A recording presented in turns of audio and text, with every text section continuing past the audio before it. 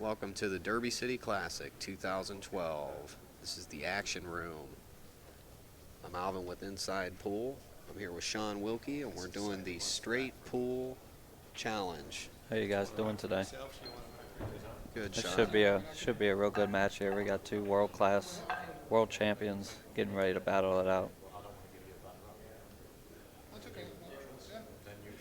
I've been pretty busy this whole week and resting up here and there, so I haven't really got a chance to see how good these guys are playing, but I've been hearing a lot about the big high runs, and of course, they both got real good composure at the table, so we're in for a battle. Well, Mika ran 156, and In the qualifying rounds? Is that what it was? yes. So that is the high run. Do you know what the high run's been since we've been into the final 8? And there's We are going to get that information. Somebody for ran you. a 70 or something, I think. That's a good break shot there from Appleton. Hopefully he didn't leave the 1-5 in the corner. It doesn't look like it's on.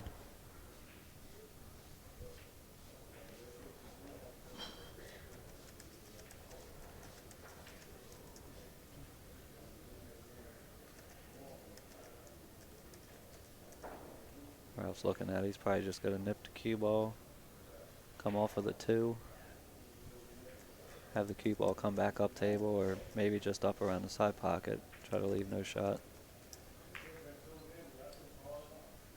Oh, he tried to get up by the side, but he left the shot for Appleton.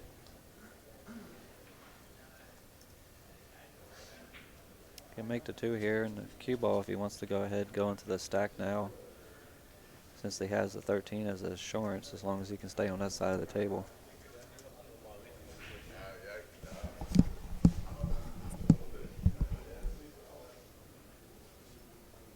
We'll shoot this with a little bit of top, maybe some left. Have cue ball come into the 5 and the 1.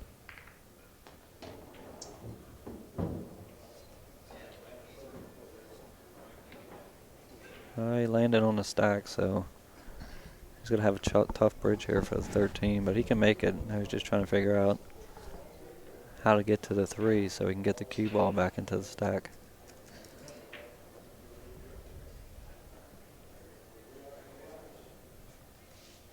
Tough bridge here, but he's going to try to follow it. Or it looks like he's got jack and draw it around.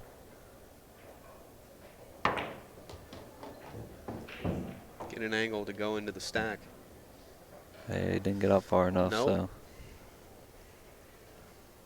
now he's either got to look for a crazy extreme English shot where the cue ball goes into the rail and put some left-hand spin to try to hit the rack, but a lot of times when you do that with a full rack, you get a stick on the side of it, so it's really not a good play, so he might just come over and try to find a safety after he makes the 3. It would be really nice if he had the 6, 8, 15 lined up in the corner. That would be crucial, but sometimes you get them, sometimes you don't.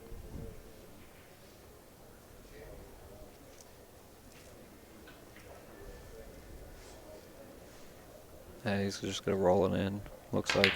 Oh, he went for it. Going for the stack. Ooh, See what I mean? Ball's going to be okay for him.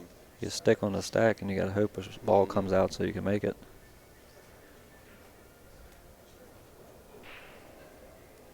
Can't see that full, you might have to try for a bank. Or a lot of players like to just nip the 6, send it to the middle table, and then send the cue ball up table. Try to get it on the rail and, make the most difficult shot from there for Ralph. We'll see what he opts out to do.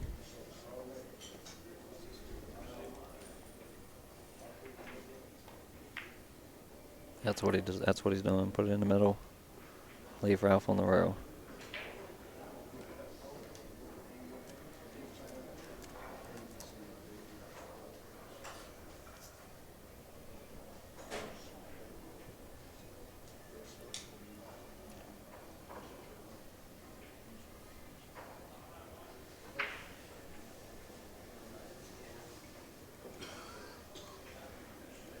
Ralph's looking for a shot in the rack.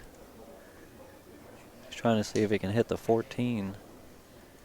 into the 7, off the 11, and maybe make the 12 if that's the ball is correct. Looks like he's playing it. Nah, he's go ahead and playing safe.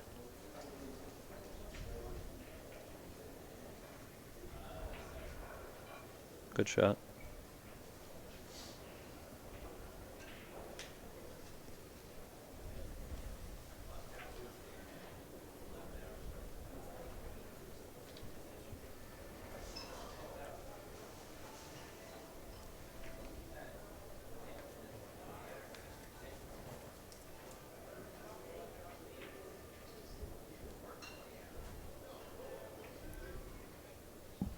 Appleton's trying to find a safety where he don't leave any balls and try to leave the cue ball in a spot maybe against a rack or back up against a rail.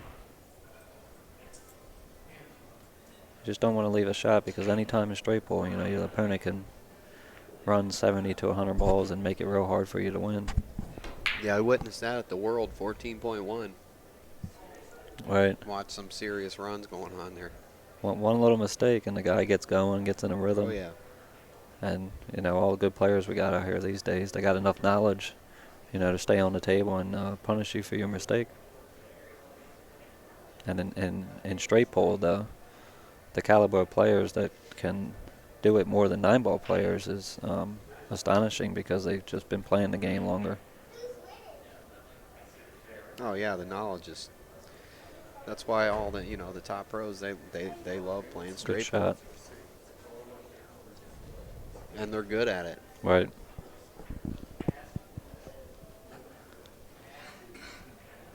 Appleton's got a touchy shot here if he can. He was looking, I think, to nip the 1 or the 11. Can't tell from the angle. Trying to get the cue ball to come back into the stack. But if you don't get it real tight, he might leave Ralf a shot in the side on the 12. So he's just trying to figure out his speed right now. Here he goes. He might even take an intentional foul if the. Now he nipped the 1. He's gonna come back into it, and he got there.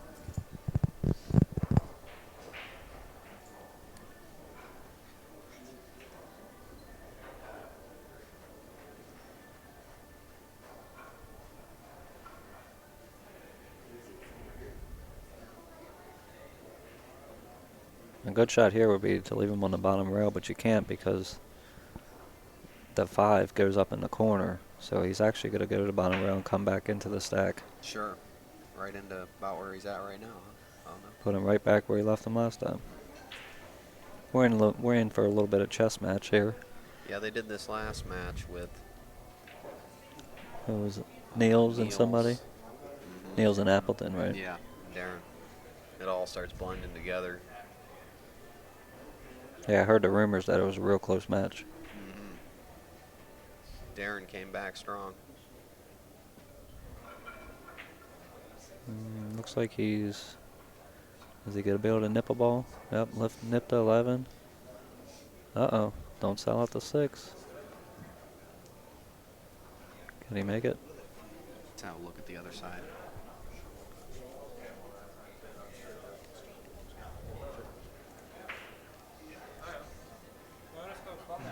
We really can't tell to see if he can Can't tell cut from the here. 6 in. I mean, Cameras are too far away. if he can see it full, he can go for the bank, but there's a chance he shots in straight pull. Because if he don't make it, he might be sitting down on your behind for a while. And then when you get back up, you're always obviously a little bit of cold. Oh, yeah. He looked at it. I think he's going for the cut. He has enough room. Just got to watch the cue ball cross side. He probably put a little bit. He went for the bank. Sure did. Executed it perfectly. Good shot. I like the speed he hit it at because even if he hit it off a little bit, not perfect in the hole, gives it a chance to go. The way he hit that, that's a scary sign. I mean, as precise as he hit that. Right. I mean, we could be in here for some serious. The bank shot, even though it was a little difficult, was probably easier than trying a tough safety. So that's why you opt out to do the bank. So you got to get the 15 ball. Look at He this. got away with it. Sure did. He needs a little angle here to get off the rail.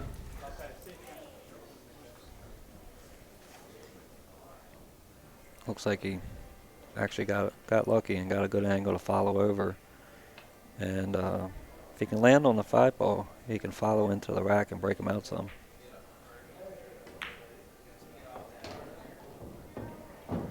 And he got a good angle for that. Sure did.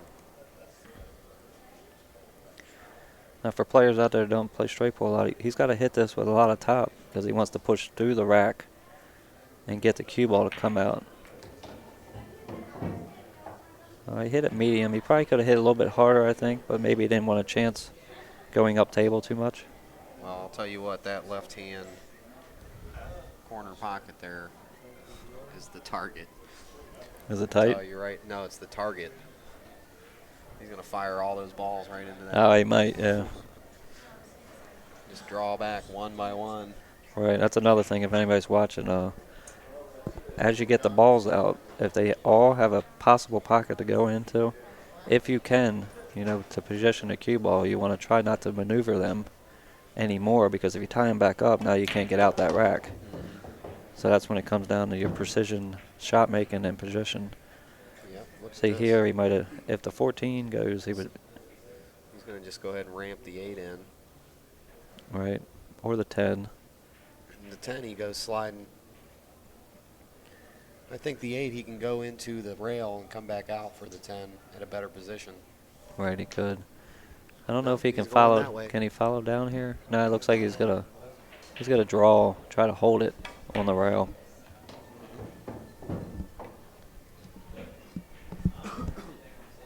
I think he was trying to hold it a little bit more than that, but he probably was trying to hold it for the 1. But he's got a good angle on the 11. Cue ball's gonna run into the 7.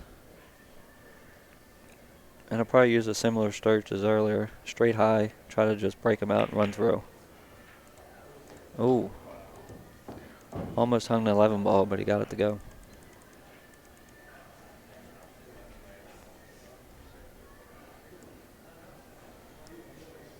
Well, his break shot obviously is the 4.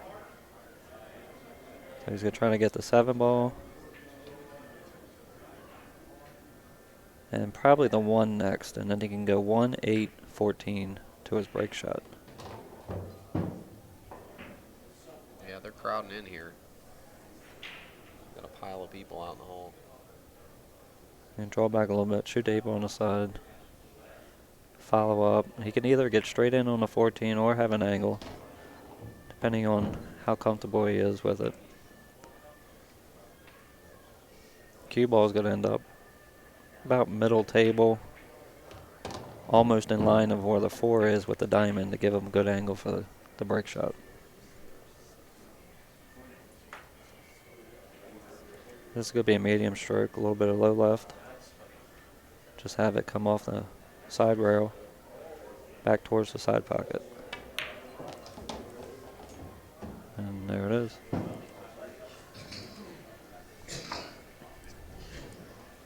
Yeah, it should be 11 to 3, 11 right? to 3, okay. There we go, I can hear him. Trying to run all the controls and keep score and commentate. We understand. So. Plus, it's probably been a long week, so. Yes. It's just been Ralph's checking his angle. lots of fun.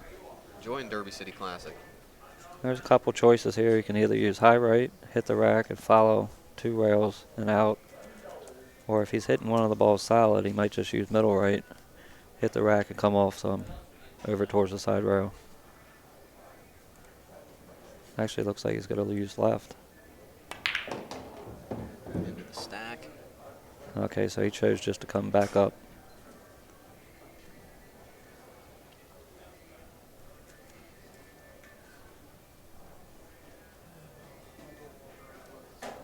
He actually could have hit that with just middle because if he read where the cue ball was hitting the rack, if it was nipping the top of a ball and almost hitting another ball full, you can use middle and it just glances off naturally for you. Well, I'm guessing the 11-6 combo goes, or he wouldn't have left the cue ball there.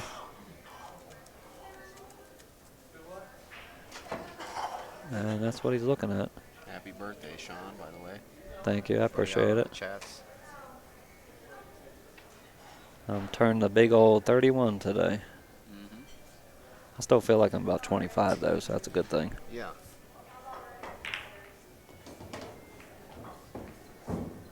Good shot there. See, now he's got all the balls open, and they all got a pocket, so he's going to try to maneuver and hopefully not run into another one, as long as he can find the pattern. Which I don't think this guy has any problem with that. He's by far the best mental game player that Ralf I've Souquet. ever seen in history. This is an amazing matchup here. You know, Darren had to look up to Ralph. Oh, of through his course. young career. I mean, sure it's. I'm sure they've young both career. talked about certain things here and there, and I mean, Ralph's one of the supermen. You know, he is. he's one of the superheroes of this game. Great pool player and a gentleman on top Oh, of yeah, it. he's I cool. mean, Is that a new cue he's using? I can't tell. He's It's been. not that same crazy cue he used to play with. He changed out from that. If anybody knows what that is that Ralph's shooting with, be I know he interested. used to shoot with a Josh. That's the one you're talking Right. about, but Yeah, he don't shoot with that anymore. he's going to shoot the 15 next. Man, I got to get some lessons from Ralph, I'll tell you. Actually, he's got room for the 12, so.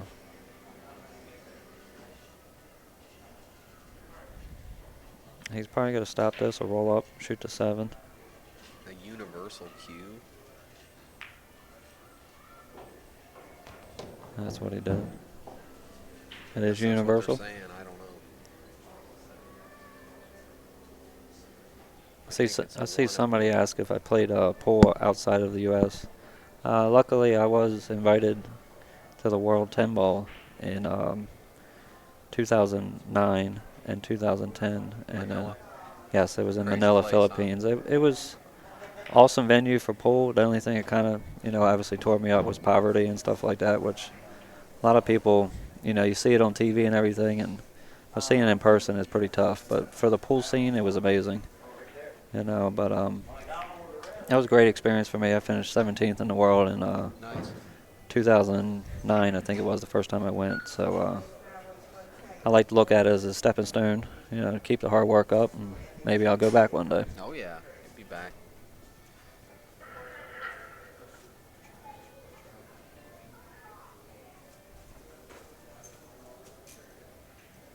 You're well on your way, Sean, for sure. Thank you.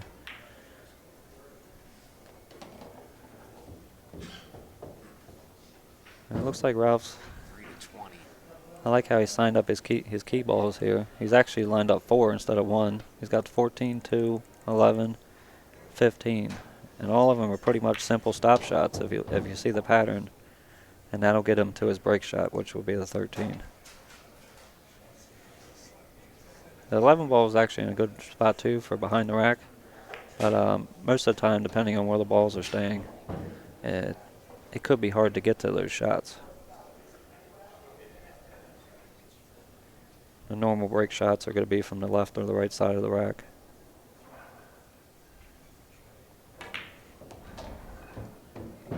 Most common, I guess I could say, because if you can get the angle to the break shot, any shot could be normal.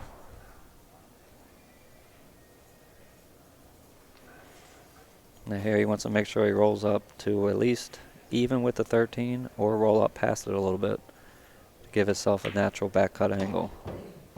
And that's what he did. Ralph leads 25 to 3.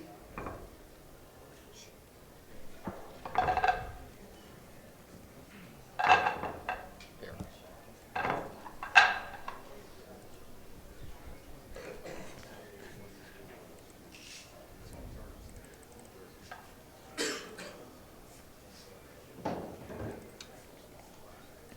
Well, we're on to our third set of balls here. Definitely want to thank our sponsors, Kamui Tips and Chalk, Fury Cues, Bank Shot Calculator, Hammerhead Hustling Clothing Wear, Sharks Web Series, Pool Player Excuses, Absolutely. Diamond Billiard Products. This is the score. They'd like me to report it every Thank you. 3 to 25. Appreciate it. Ralph's got a natural back cut here. Use some top and just go straight to the rack. Well, he got a couple kisses there. Let's see where he this. lands. Wow. Well, Looks like the one clears. He's looking right all down. right, he's looking for the 1 because the 6 and 9 obviously can't go because of the 4.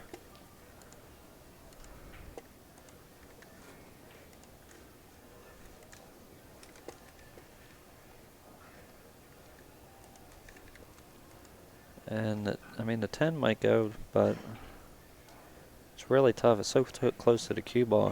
If you want to draw it back, you know, you have an option of fouling the cue, and you don't want to take that chance if you have another option, you know, another ball to shoot.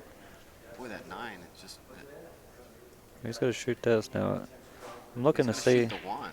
Yeah, is he going to try to run into the 9-6 I'm or not just sure what. come up for the 10? Oh, man. Did Man. that ball, like, defy time and space I'll tell you there what, and go in? any harder or softer, it probably doesn't go. Jeez, that was like the most perfect. Man, that like he made that ball go. Like he rolled that ball. Kind in of seems there. like he was sleeping with the table last night No doubt, he flopped it. and knows how to play with it. Chris Bartram said it was an easy table. Oh, he's going to draw back across. If the two 12's available, he might shoot that next. Oh, he messed that up. He was trying to come back across for the 2-12 combo, I think.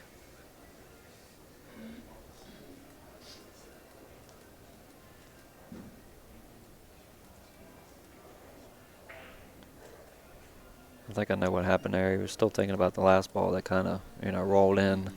You know, sometimes we think naturally that we're a little fortunate for it to go in, and it's hard to get your mind back on track when you wanted to hit it in the middle, and then you didn't, and it still goes, and you know what I mean. He's got a real tough shot here. If he shoots this 11 ball, he's probably about 30% chance to make this, because unless he's trying to cinch it and then play safe afterwards. The only other thing could be if the 6-9 is lined up, he could stay up table and maybe play a combo into it, but we can't tell from this angle. And it depends on if the ball's frozen or not. If you're able to throw it into the pocket, there's a lot of different variables in straight pool.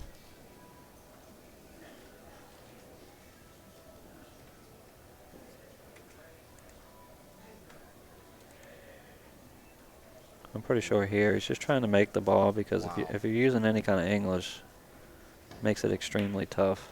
Well, he went ahead and played safe. Played a not so safety. Well, obviously there's no balls dead, because I'm sure Ralph looked at that, or he wouldn't have left the cue ball in that spot. He did bring the cue ball up off the rail a good bit, so if Darren wants to, he can obviously cut this 11 ball in. The only thing you got to worry about is the pocket down there where he's standing. Middle cue ball would probably go near that side corner pocket. So he might have to put a little bit of spin on it just to miss the scratch, or on the other part, he's just going to look for his safety if he can.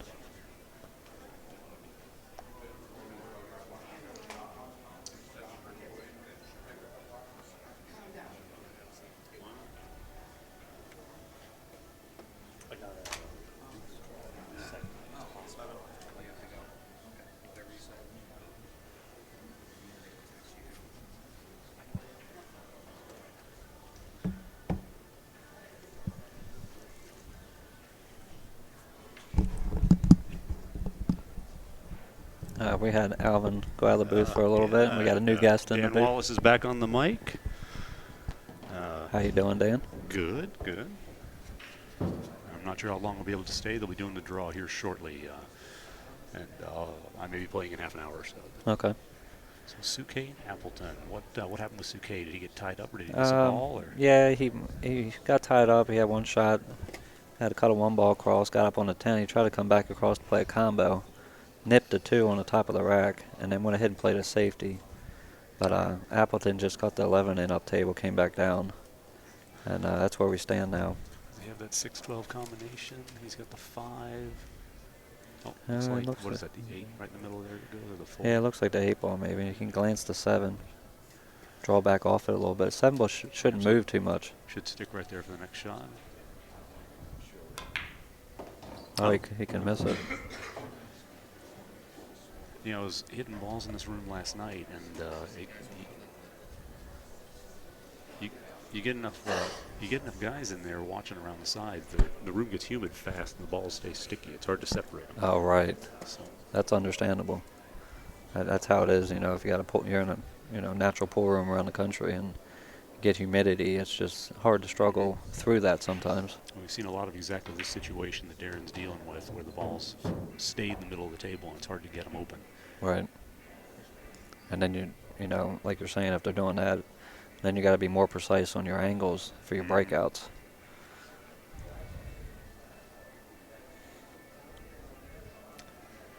Well, I guess ideally what he'd want to be a little further off the rail to shoot the 7 and then come down and use that 4-ball to get up into those. Is he still going to do that? Right. If he can get up into the 15 and 14 would be really nice. No, he's following on this. He's shooting us 4? Is he going to go into him? I think he is. Okay. That's a good shot. All right. Yeah, since he was close enough to the rail, you don't Right. have to jack up and pop that 7.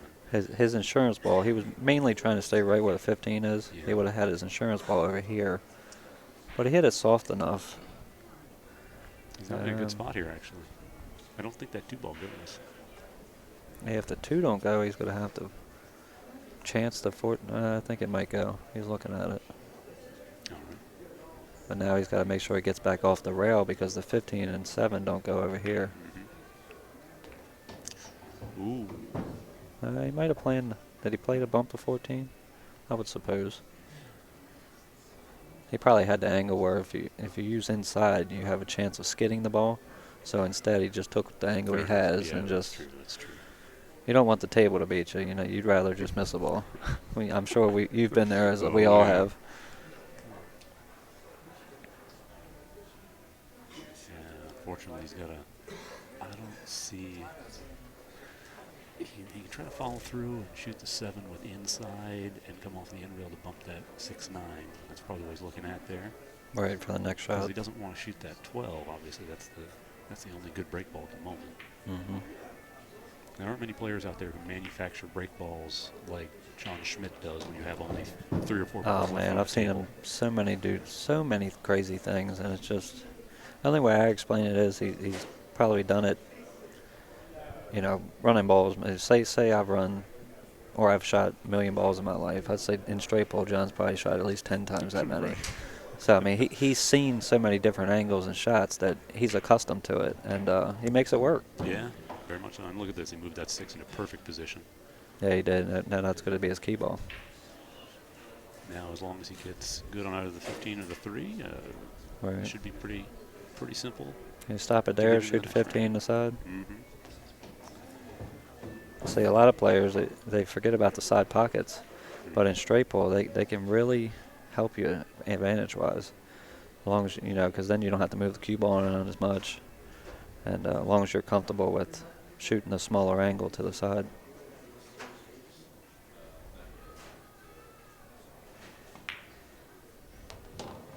And of course, you've got the nice angle for shooting up into the side pocket soft. Well, they'll Right. take almost anything, Mm-hmm. you know. But if you leave yourself where you have to stiff balls upwards into those pockets, that can get a little daunting. Yeah, if you catch the corner, they seem to bobble out sometimes. We should be good here. Just pinch it across a little bit. Mm-hmm. And the ideal might be about the spot where the 6-ball is now. Yeah. I think this 12 is just a hair low, but he Right. should be going into the second ball up from the bottom. 13.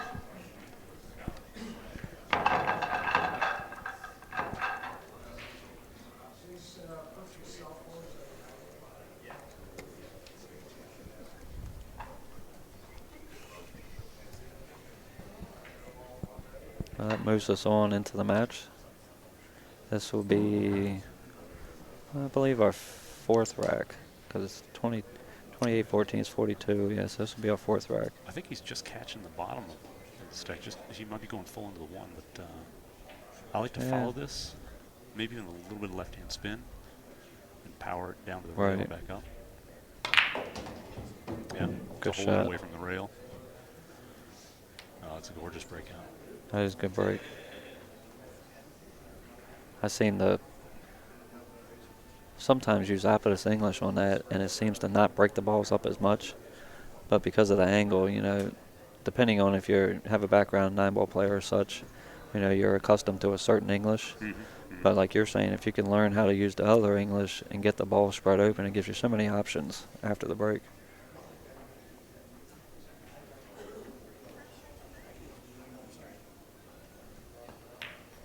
Well, he's going to try to manufacture a secondary break here in a little bit.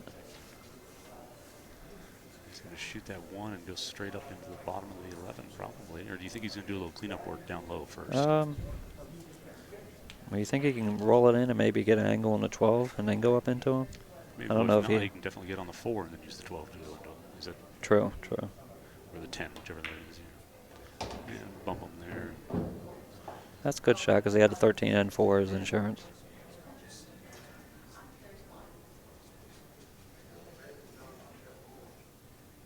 And another thing was, if he did freeze, say you freeze on it, the 4 with the 8 and 12 over here, you don't have to worry about, you know, using it afterwards. Yeah. That's where I've got stuck in the past, where I'm like, well, I'll just go into the back of them. I have my insurance ball, but then I freeze, and now I can't get the cue ball anywhere out of that corner. And if you don't have anything else to shoot, you get yourself in trouble real quick.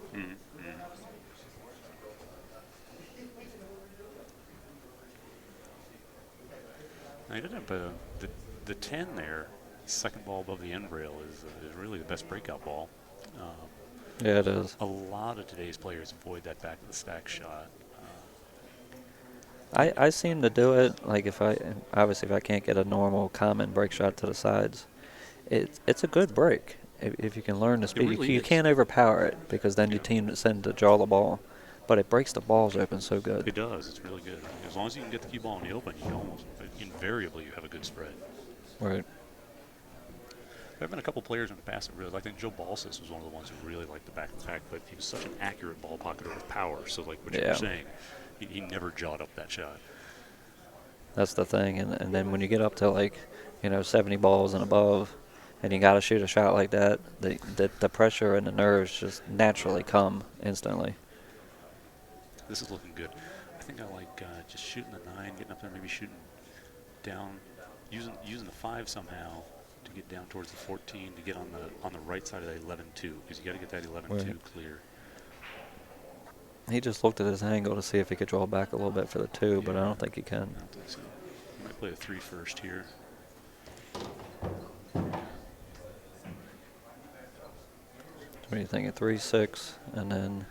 I don't know. He needs to get right there on that 5, right where he was looking. He just be almost straight in, so he can roll down or at least bump the 15 off the 5, so he can shoot the 14 before getting the 2 and 11. Now he's gonna use the 6-2 over there.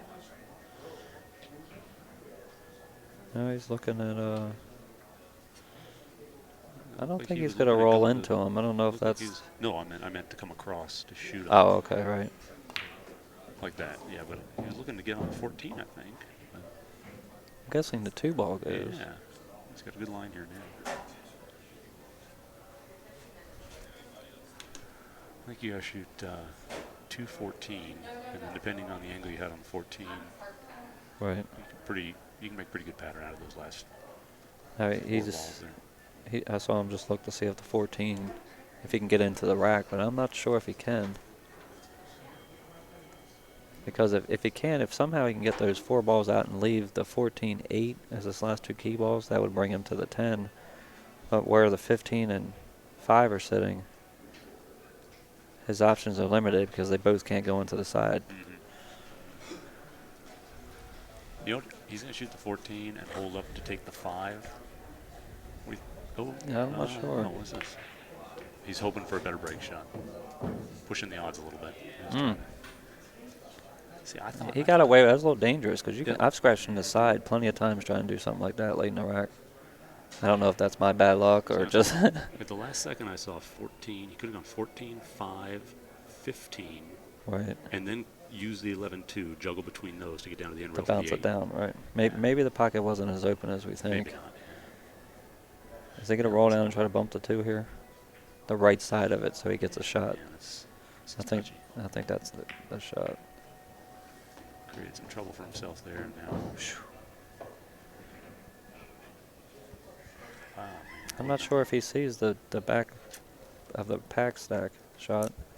I wouldn't have risked anything tying up that 8 like No. that. I wouldn't have. I would have left that 10-8 alone, not taking any kind of chance in setting a ball in that direction. That's what I was talking about earlier. Yeah. When you get the balls out, you want to try your best not to run back into them because you can bring them together.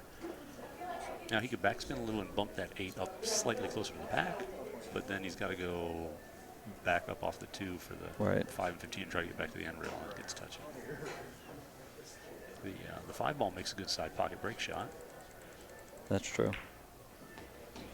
All right, he's not doing that, so the 2 obviously passes the 10 into that right-hand corner, so he's probably going to... Right.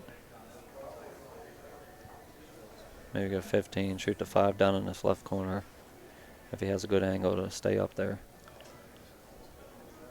That's what he's looking at. I only think this is a touchy shot because you got to get very close to straight in because if you don't, now you can't get down to this left corner for the 2 ball. Maybe I draw this back and shoot the 5 in the side pocket. Kind of push it past the, kind of with that soft angle, push it past the 2 to the end rail, That's what he did. get it bounce. They get a good angle that he can follow it, not scratch. Mm-hmm.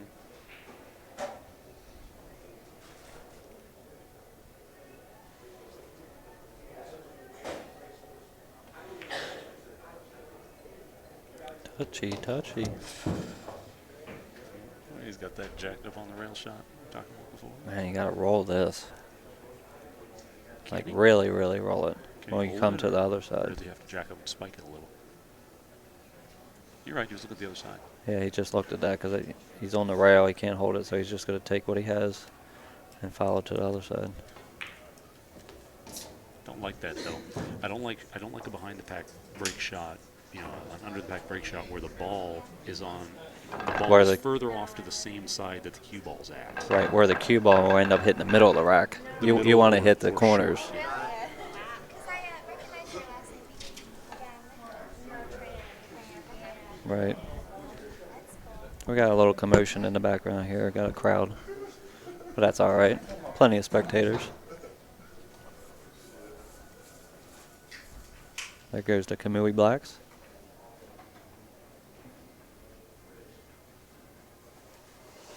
.98, what's that mean? You know what that means Is there on the a chart? 198 on chalk? I'm not sure. Well, here we go. Is he going to follow straight through it?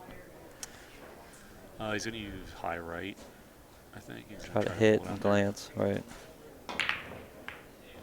See, that's what we were Yeah, talking about. Them right. shots are tough at that speed. All you got to do is barely catch that point on the lower rail, and it seems to jaw every time. It's sort of strange, isn't it, that you can have that exact same angle against the side rail shooting into the bottom corner, and nobody ever misses it. Yep. But you get that same angle, and people overcut that here to the bottom point all the Mhm. time.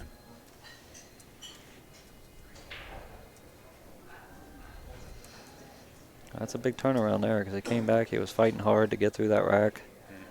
And he might have been, I don't know the angle he had before his break ball. If he would have left himself more angle, he could have just focused on making the back, the cut, and then the cue would have went through the stack. Yeah, But yeah. I think Ralph's going to shoot that 14 there first just to get the option on a few balls. And then I go straight after the 7 here. He's got a good angle, just clear the 7 and run back out towards the 6. as long as he's not jacked up on the 6, yeah, right. Yeah, I want to get that 7 off the rail so that the 8 is clear. No, he's looking at the 3. If he can follow down and get an angle on the 1, he can draw back a hair and bump them 2 balls Yeah, out. he's coming back out of that. Is he going back into him now? Well, it's It's not a bad cute shot. little piece of control there, isn't All it? right. Now he's got 2 nice break balls there. I guess he was thinking if something bad would have happened, he had the 2 in the side for Yeah, I was looking insurance. to see if that 11 goes on the side. Good point. Yeah, the 2 on the side for insurance. Should stop this. Get the 10. Little stop shot 9. Stop shot 1. And it looks like the pattern he's going to now.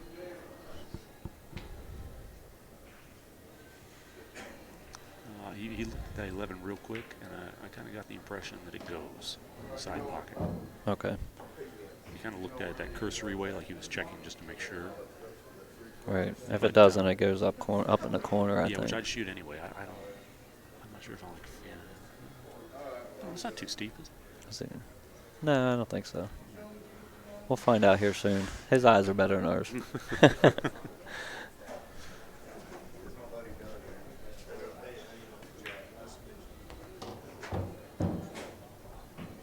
Now he's got 2 break shots here. So, I mean, just depends on what side of the table he wants to use. Yeah, it's such a good position. See, now I would have taken the 7 earlier, because now he might have to run the 14. Or the 4, I mean, his other break. Right. Unless he wants to run down low and heavy spin this one inside. I don't like doing that either. Yeah, it's sort of a freebie to take that as his second shot in the rack.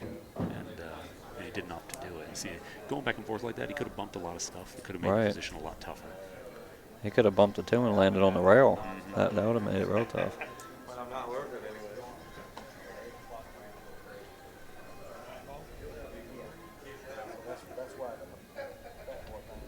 Well, one of the nice things about straight pool, though, and the most interesting things is that among high-level players, the difference in styles and choices that they make is much more varied than almost any other game. Right, You know, right. in high-level one pocket, the best 2 or 3 shots are almost everybody sees them.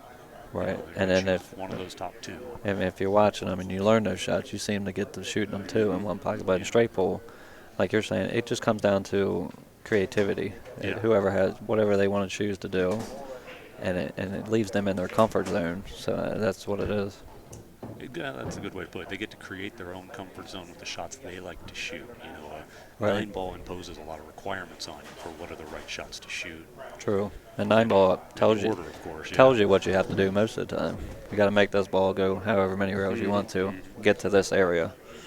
And straight pull, like you're saying, you can choose what area you want to leave last or what area you want to start with, like he did earlier.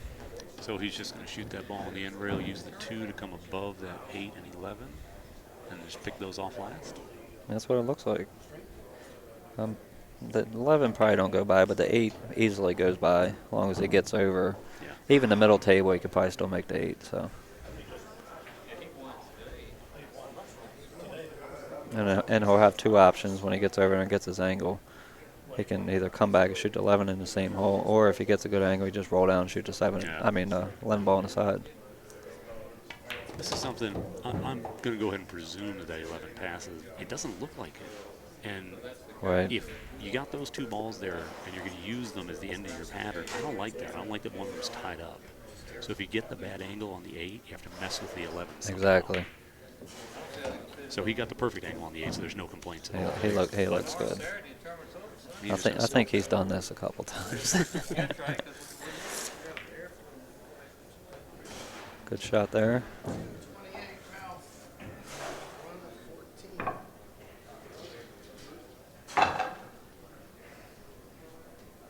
Trying to see where they put that.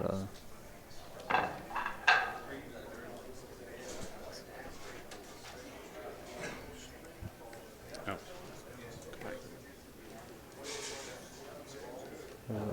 Right. You must know your way around. Oh, he lost it. Where'd Alvin go? He needs to find the exact things. Oh, there you go. That's what I want. And over Where here. he put it.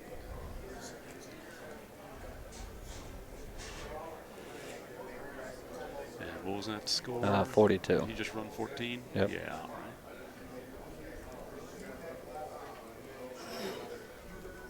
There we go. We got the score right for you guys. Oh, why is that set on that instead? Ah, there we go. This is all I was after.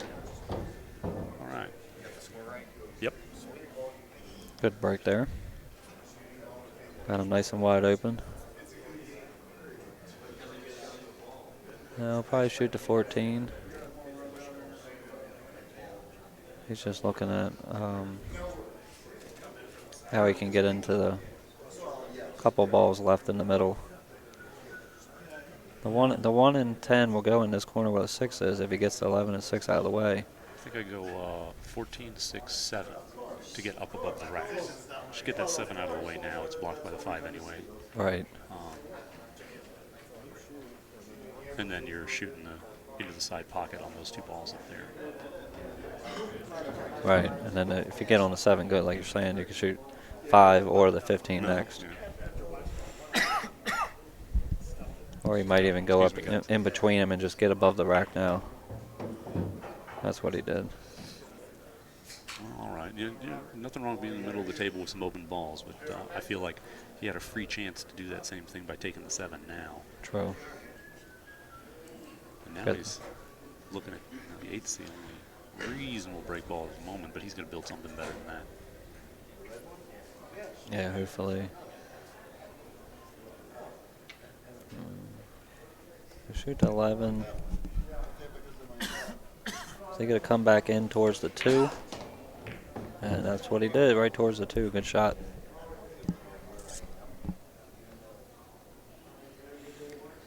I think he went into that knowing that they would break apart because there was only 3 balls. There wasn't like a stack of 7 or 8 balls which will stay there. And maybe the 10 ones, 10 ones lined up, so he actually had that insurance if he would have stuck on top of them. Right. That's what I've been gradually learning over the last year of making sure I have an insurance ball because it seems like when you go in and you're like, all right, I'm going to take a chance, I'll have a shot. It seems like 50% of the time you come out frozen or you have nothing. Yeah, So that's right. it goes into the aspect of the game where they say you should always have a plan.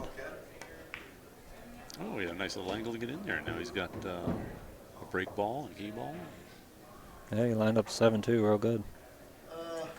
Should we get seats for the? Not bad. He could roll down the 8, just come off the rail, and then he's open to eliminate that 10-1 from that side. Or we could opt to shoot it now as the combo. Right. Yeah, he might have a little steep angle on the 8 to hold it. Yeah, I think you're right. And a lot of players that are watching, if you don't know, when you soft roll a ball with a little bit of too much angle, you have an option that it might skid on you, so you don't want that to happen. Next 8 ball match is supposed to be 8. 10. No, 9 ball. No, they can't. They got to play the 9 ball first, and then they got to play the second 10 ball. Yeah, but they got to get that. That's what that other one went so long. They held up all the other toes. Anybody that's watching, can you hear the little speaking on the outsides? Because I can hear it echoing in the microphone. We might get them. Is it getting in the way at all?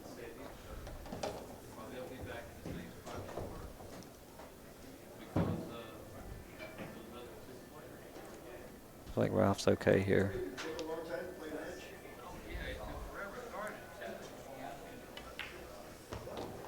Okay. Thank you. Well, There we go. The draw is out. can you get the guys to? Yeah, we're gonna get them to calm their voice down a little bit. Thanks, guys.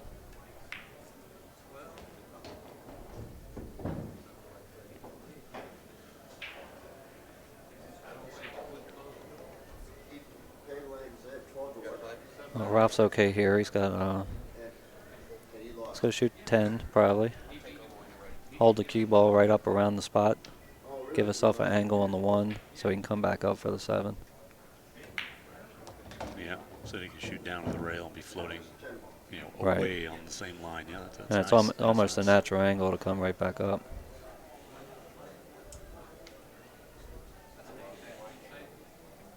I see a couple people are asking who's commentating. This is Sean Wilkie. And this is Dan Wallace.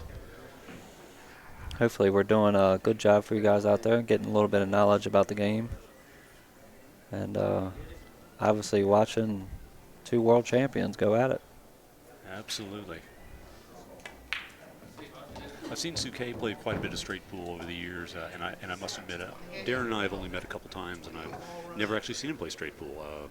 Right. And I know he's very good at it. He's had a lot of high runs in the past. I'm not familiar with his style. I think you might have to move. We're going to see.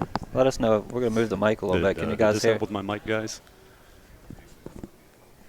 All right. That moves the score line to 56-28, Ralf Souquet.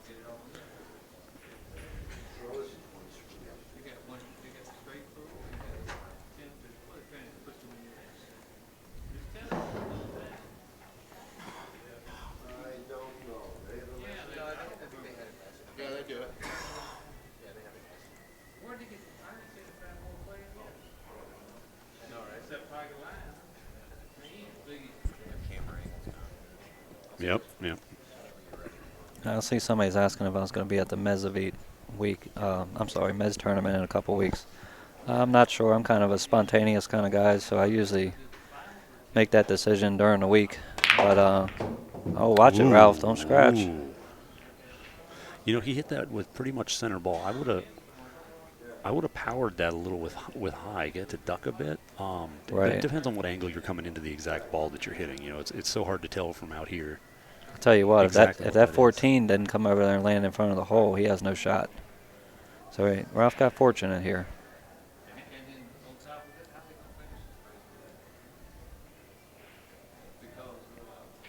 Yeah, like Dan was saying, you kind of want to power it a little bit more, or you can actually use more spin. I've watched guys like Oliver Ortman, and they seem to use it, but you have to have accustomed to it in your stroke. They use a lot of spin, and the ball will actually hit the rack and then go back into the rack, but because it's spinning, it doesn't stick on any balls. But I just haven't got it into my regimen yet, but I'm working on it. Well, that light sidearm that Oliver uses tends to produce a spin real well. You know, That's it's true. easy. I never thought about that. Yeah, it's easy to put a medium stroke on the ball, but spin it like crazy. Bustamante does the same thing. Oh man, Oliver opens up the rack so good. I've watched so many of his matches, and obviously after the break, that gives him so much more confidence because now the pressure's off. He's got like 6 shots he can shoot out instead of 1. Well, Ralph's going to go ahead and clear this 13 ball. I think Souquet looks like he's in a good place right now. He's moving nice, looks comfortable at the table. Right. You know, he's pocketing the balls in the center. That could be a bad sign for Darren. Yeah, especially in this short race to 125. Yeah. The only thing you don't want to do is get real close to the finish line and then make a mistake because the other guy easily can run out on you. He's got a lot of work down there, a lot of congestion.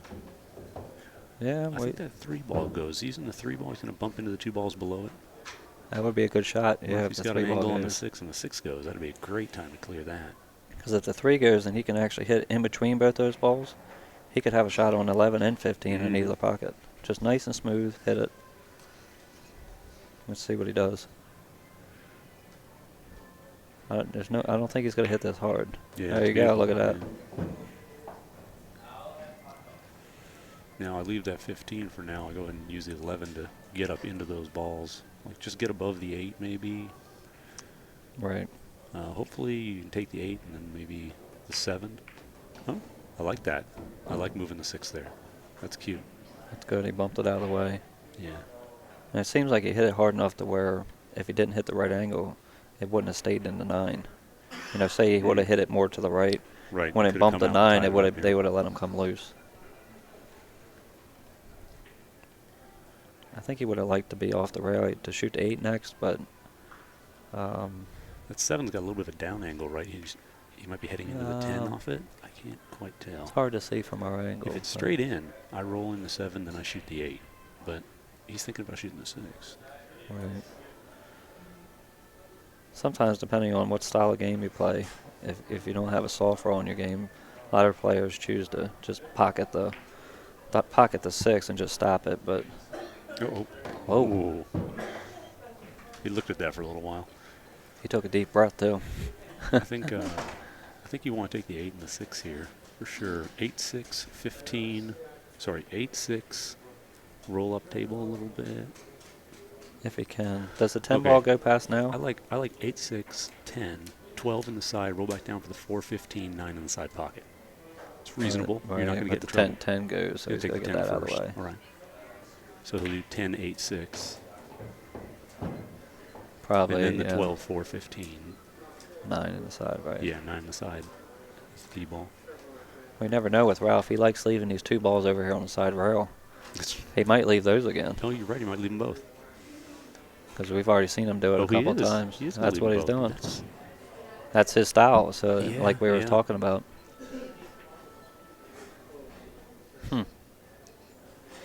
Yeah, see, I just look at that bottom corner where the 15-4 are, and I just say, I got so many ways to get down on those balls to shoot that 9 last. Right. That I'd want to get that 6 out of there quick. So he's going. Well, I think with You're Ralph, right. You're right. I So know you use he those 2 balls last on the left. he plays so much 9 ball in his history, so like the natural middle table cue ball position is probably what he's accustomed to, and that's the angle you need on those 2 balls. Good point. So That's a good point. that's probably why he does it. That's almost not perfect speed. No. Nope. He wanted to be straight in on the 12. All right. So yeah. No. Actually, I think he's doing it the other way. 9, 6, 12. Yeah, because then you just draw back a little bit off the 12. And Oh, that could work, yeah. Even though the 12's on the opposite side of the, side of the table. yeah. He might have had this plan all along. He probably did. Yeah. Yeah, that 5 is much closer to the stack than where the 6 and the 9 were, so you really have to get the right angle. Make sure you're coming off the rail. True. Good off that second ball. The 12 just gives it to you. So that's not bad. Good planning.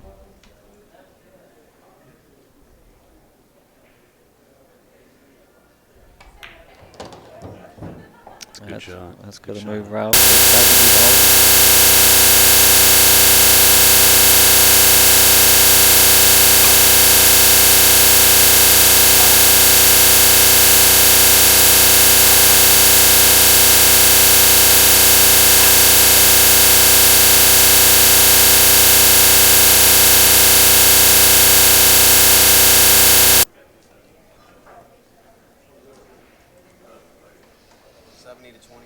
Mm-hmm. Ralph's looking pretty sturdy here. 70 to 28. Ralph is on a run of winning. A run of winning. Closer and closer to the finish line. That's right. Man, this 5 ball is a lot lower than I thought it was. I thought that might have been a bit low. Wow. Which is why he needed this flat angle, too. To make sure he can catch it. Now at the here, do ball. you use just middle ball and kind of like punch it to get the I draw it back into the ball. into I the put, 8? I put some heavy draw on this and try to get the smash into that 8 a little. Yeah. And comes back. Oh, okay, so he comes back up.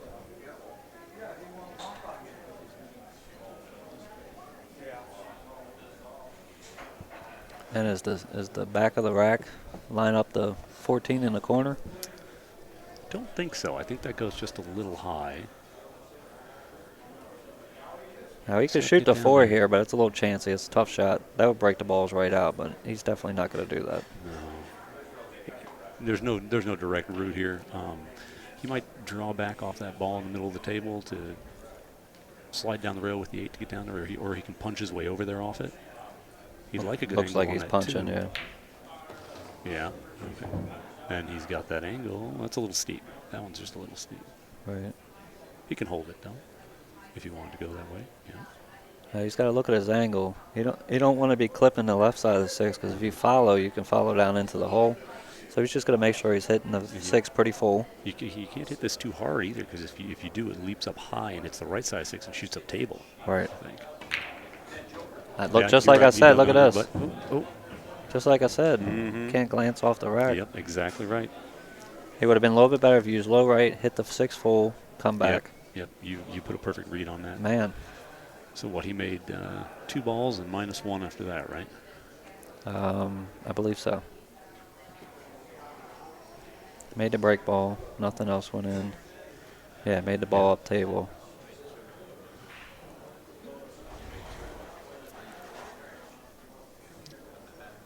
Put on Internet Explorer. Yeah, he made 2 -1. Yeah, because if But he spots 2 balls because No, he made 3. The ball he scratched on. the ball he scratched on, right? So that one comes up, is what I mean. Okay. And that one doesn't count for anything. So he technically made 2, and then he's -1. So the score's right. Okay. Oh, Darren's going to take a timeout now. He's feeling a little fortunate that Ralph scratched, so he just wants to regroup some. I had a bad feeling if he was going to follow that. Yeah, you saw that clean. 71-28. Yeah. Wow. That changes the match off.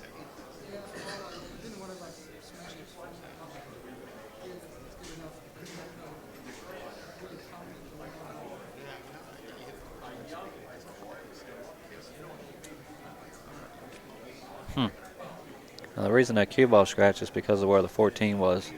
It hit the back of the rack, hit the 14, and then just unfortunately went in. Yeah. Well, I'll have to be leaving you here in a few minutes. All right. Maybe Well, about 10 minutes. I've got an appreciate 8 the o'clock appearance match, in the booth. Absolutely. I'll stick around for just a little, but probably get one more rack in. I'll hit him good when you get down there. Thank you, sir. Thank you, sir. You still doing well? No, I lost yesterday. I lost Hill to Brandon Schuff. Oh, he's been playing well. Yeah, he's playing good. He's actually, we were down together. We're from fairly the same area. Maryland. I'm from Maryland. He's from Virginia. So, but he's been playing good. And like I told him after the match, I said, hey, man, it's just your time. Keep it up. Yeah, absolutely. I don't have any hard feelings of losing to anybody, unless, some weird stuff happens. But, I'm still young in the game and learn some knowledge, and it's always next time.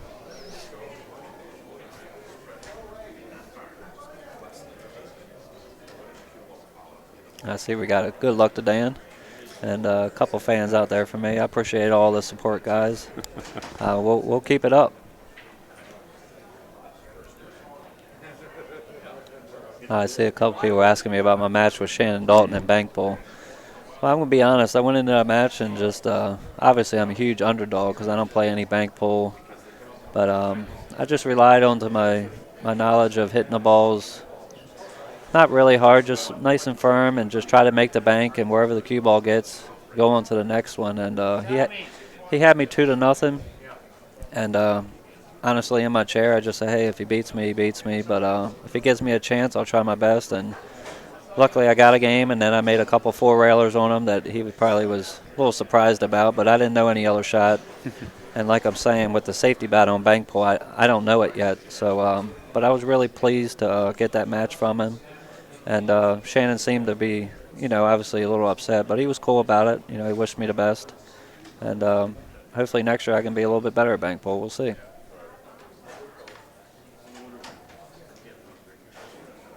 And thanks a lot on the 199. I appreciate that, Steve. I was here lately. I've been marking up my beads, 14 per rack, and I try not to count them. And I was in my pajamas actually when I ran it. I went over and counted them, and I almost threw up when I realized I was one ball from 200. Oh. But my highest run before that was 146. So I mean, it was a good bit past it, and I was absolutely ecstatic when it happened. H-Nut, this is Sean Wilkie talking about his recent 199 run, and I'm Dan Wallace here at the Derby City. We're having a blast. Yeah, the straight pool challenge here. So single elimination format, race to 125. Yeah, I was surprised they didn't up the race in the finals. I was kind of surprised by that too. Even if it was only by 25, make it a 150 race. And I think only the actual final match is going to be. I think this is it. No, this isn't it, is it? Yeah, this is the finals. finals. Did they already play the matches today? Oh, that's right. They already played the matches today. I thought they were going to do that. Yeah. Well, they played a couple here, and I think they played a few of them down on the AccuStats table. That's where I lost track of what was happening. Right. Yep, you're right. Well, we got Darren back. He fired in 8. He held on the rail, so what's he looking at here? The 2-7? 2-7 combo? Yeah, that's the only thing I could see. Or is he going to shoot the 1 and go into the back of the rack? Oh, he must like it. Now, this shot's going to have to be almost dead, or he wouldn't take this chance. All right, it was a combination of balls. He had to hit it. He had to hit it straight on, which is why he didn't take the angle and blast the pack with that, because it would have thrown the shot off. He's going to come back across and make sure. See, a lot of people, the natural angle goes into the stack, but you don't want to get stuck there. So that's the wrong shot. Yeah, all the speed you use with spin to create the angle to duck down towards that rack, it kills the motion of the ball. Right. When it makes contact, and it'll just be tied up on there. So it's like he's coming back for the 3, or just stunning across. I don't know. Just stunning across. All right. He's got the 9 ball. Tell you what, the way these balls are stuck together, it's not easy. You're probably going to have to hit them twice at least. Yeah, I think so. He's just going to roll forward on 9 here and use the 1 immediately, right? To open these up. I would think so, yeah. I think that's the only option. Because if he can stay around the back of the rack, he's got the 11 as a key, as an insurance ball. You know, leave yourself plenty angle on this 1. Right. Yeah, that's good. That's nice. That's something else in straight pool when it comes to break balls that you're shooting down the rail. You got to have the confidence to leave yourself plenty of angle on those balls so that you don't have to hit them too hard. You know, the angle is giving you the speed. Like that break shot earlier in the match by Darren. Let's see where he hits and how he lands. Oh, he hit the side of it. That's too bad. He hit the wrong ball. He didn't hit what he wanted to hit there. Right. I think he hit the 15, but he hit the edge of it, and it just hit and glanced. Right, right. So he actually could have ramped that up a little bit with inside. I mean, I know he's taking a chance if he does that, but it guarantees breaks those balls out. And maybe he gets a shot in the side if he don't get a shot on 11. That's probably what I would have did, but, I mean, people might have called it reckless, but if you get a shot, you get a shot. I think I agree with you there. I think no matter what you do there, you got to get those open. You don't try to do anything cute. Just because even if just he left smash 'em. himself, you still got to get a good angle on 11 to break the rest of them out. That's right. Yeah. Well, he's in a bad spot here. He's on the rail. Got 2 tough cuts. Really? Is he playing Safety? this? No, he's playing Yeah. safe. Just gonna bunt it over there. Well, he lined it up. This could get tricky fast. That depends on what Ralph wants to do. Well, I greatly enjoy safety play in straight pool, but and I mean that truthfully. But I got to take off. I'm gonna All right. go prepare for my match. Well, as always, we enjoyed the insight and commentating. Well, thanks for having me, and I'll probably be back later tonight if anything's going on. Okay. All right.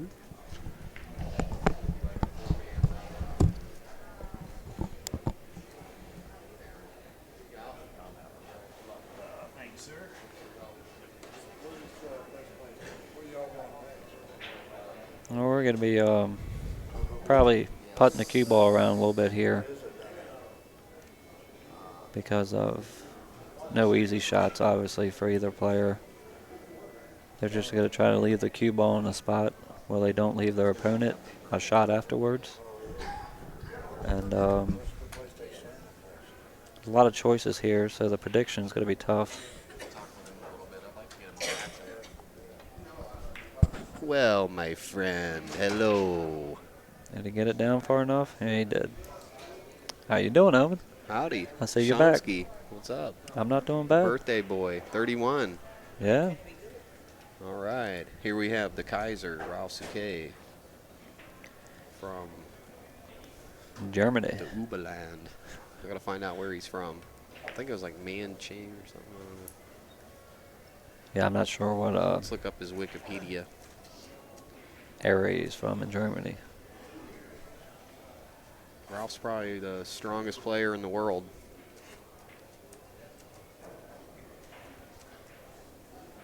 So Darren's, I mean, this is Darren's time, you know. See, somebody says Darren has 33 balls, but we're probably just going to go ahead and update after this Yeah, it's a lot to rack. run the stream and do all this stuff. I'll do my best. because of the safety battle and everything going on and a couple fouls we had from Ralph. We'll just make sure we got the score right after this juncture of this rack is over. Our wonderful chat will know. All right. Eschweiler, Germany. That's a weird name. He has won more than 250 tournament titles, including 41 German championship titles and 34 European championship titles. Wow, is that it? Mm-hmm. Began playing billiards at the age of 6. His parents' pub. 5 hours a day.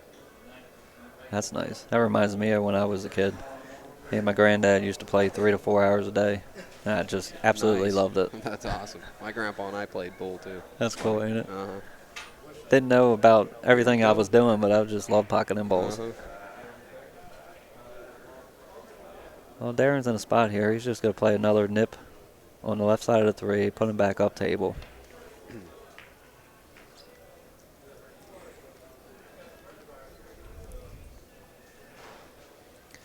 Ralph's probably going to do the same thing. Just nip the, I believe that's 12 down here on the rail. Come back up table. If he does that, he's going to have to make sure that he don't hit it too full because it could actually go to the rail, go in between the 11 and 3, come out, and Darren will be able to see it if he leaves the cue ball too far up table. Just nip it thin, bring it back up around where it's at now. Good shot.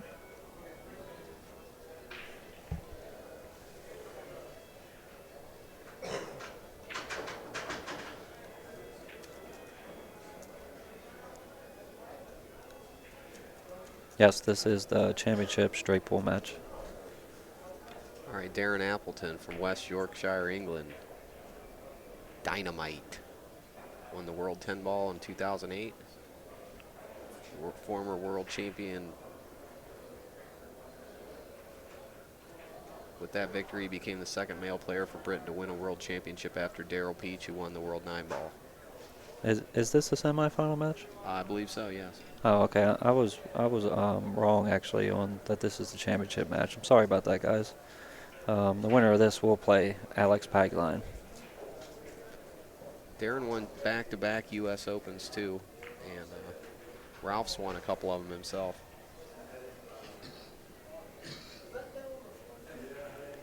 These guys are the cream of the crop, as they Oh, yeah. say. These are the superheroes right here.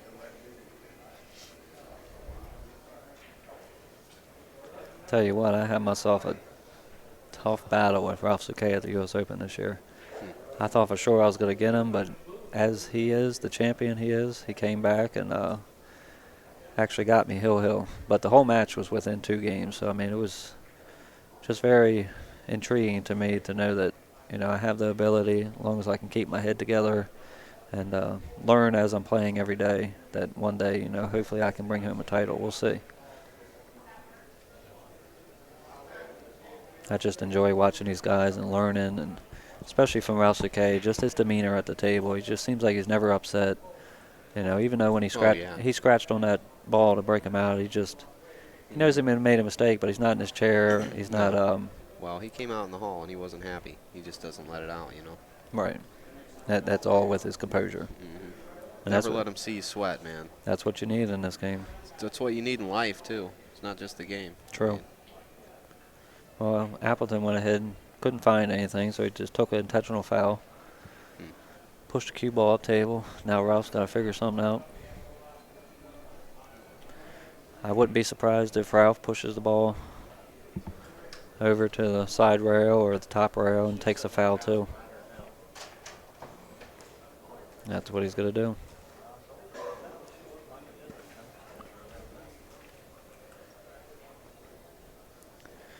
Appleton probably might do the same thing, push him right back to where he was.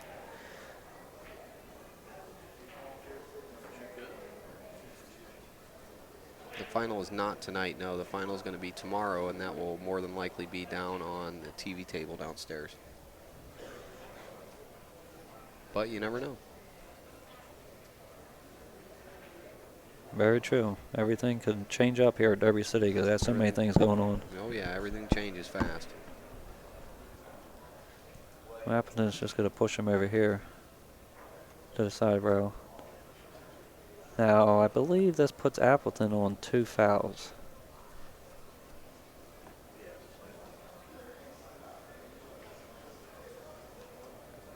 It's been all Europe all day. Ralph's going to do the same thing. Push him right back where he was, so Appleton's going to be forced to shoot at a ball this time and make contact and play safe. Yeah, they just confirmed that Appleton's on 2 fouls. So if he makes a foul here, he will lose 15 balls. Wow. Tough, tough action. I like what Ralph's doing here. He's using a little bit of strategy. And he's got Appleton in a really tough spot because he can't hit the 6 and make it roll down because the cue ball is going to go in and probably bump them balls out and leave him a shot. Oh, he's taking the 15-ball foul. Wow. That's surprising to me. He's going to opt out to re-break the balls. -3 is 18. Now he's going to be minus 15. Because if you have 3 intentional fouls in a row, straight pull, the rule is minus 15. All right, so what's our score? We're going to have to get confirmation in a minute. We got a scorekeeper on our side. And we had a couple fouls from Ralph early. Darren made a couple balls. Ralph made a couple The balls. chat knows. And then we got a 15-ball foul from Appleton, plus 2 fouls from Ralph. So we'll get you an update here soon. The chat's more accurate. Here comes the normal break shot. Uh-oh, hit it too easy. He's going to leave the 9.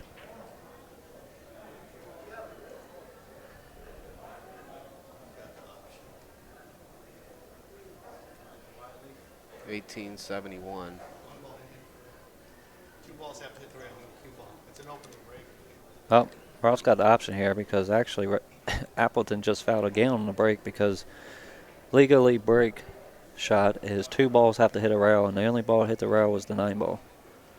Well, it's 2 balls and the cue ball. So the 1 ball didn't get to the bottom rail.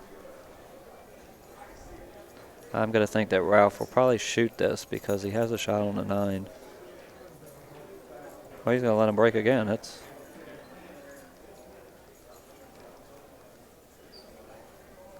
a surprise to me. I guess he couldn't get on the 1, even if he made the 9, so he's just going to let him break again. 69 to 13, I believe he said. wow.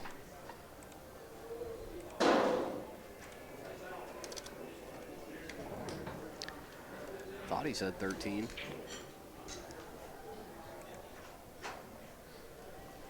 Let's see if he can make a legal break here. There we go, to 1 hit. Cue ball back, and he's going to leave him on the rail. Good shot.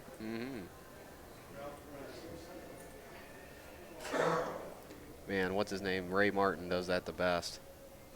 Right. He holds the whole pack together. The ball goes out to It's the rail, a- comes back into the pack. It's One a ball goes back very into the pack. touchy shot. Mm-hmm. Definitely requires a lot of practice. Man, he does it just almost perfect. I just heard him confirm that, if you remember, they were doing a safety battle. Ralf Souquet now is on 2 fouls. So he will not be able to just push the ball. Well, he could if he wouldn't take a 15-ball foul, but he's going to try to figure something out here. Make a good hit and go for that. Go from. Can he make the 1? Or is he going to play a safety?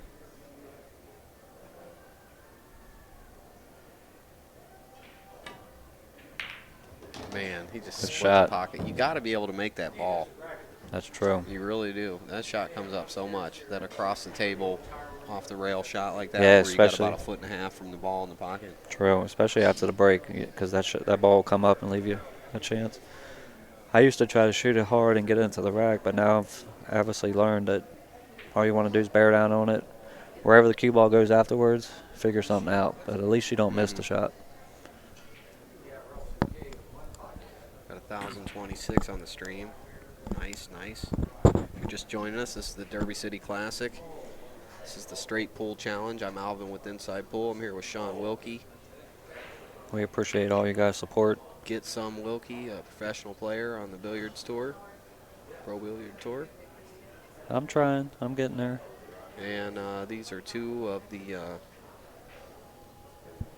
pool supermen here. That's Darren Appleton you're looking at from Britain. He now lives in England, excuse me. He lives in Whitehall, PA. Yeah, it did hurt. He recently moved to the United States. Mm-hmm. It's a good looking booth. There's Megan. Looks like Appleton's going to have to play a safety here. He's got to get the bridge out.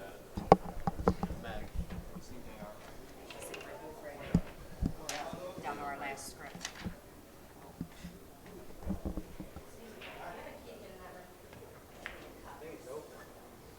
Good shot. I thought there for a minute, Ralf Souquet was playing so good that he might run out the set, but as in any game, you know, the momentum and Sure. the shot making and everything can change, and now we're just into a chess match. Mm-hmm. He's just going to shoot the 4, bank it up near the side, up table, bring the cue ball back where it's at.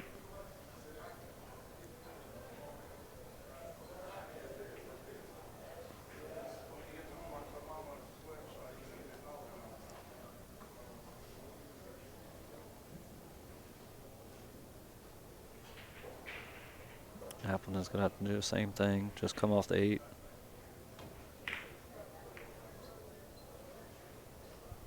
Nice.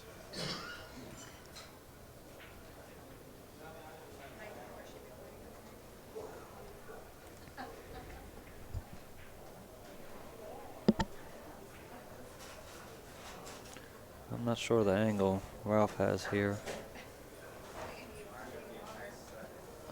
I don't know if he can hit into the 3, draw back and stick him on the 11. Or he just might just do a similar shot to what they've been doing. Nip the 11 or the 5 and just bring the cue ball back there near the rail. There's Bobby Hunter standing in the doorway there. Great straight pool player. Very, very knowledgeable player, Bobby Hunter is.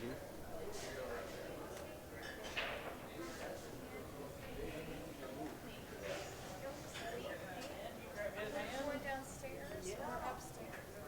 Ginger, just for better appreciate your service.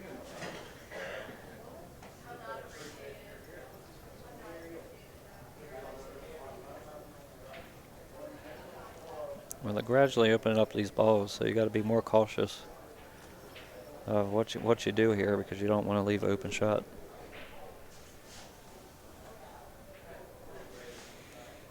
He's going to shoot the 8 and tries. He's looking at it. I believe he just called the 8 ball in the side pocket.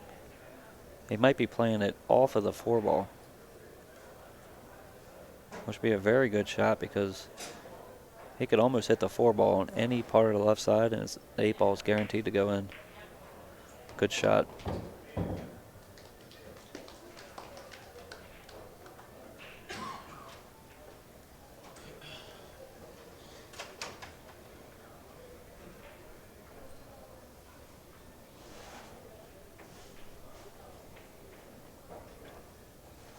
Dynamite Daz, Darren Appleton, MVP for 2010 at the Moscone Cup. And this year, of course, was Neil's fan. Yeah. But Darren's a big reason why Them Europe's been Europeans are dominating.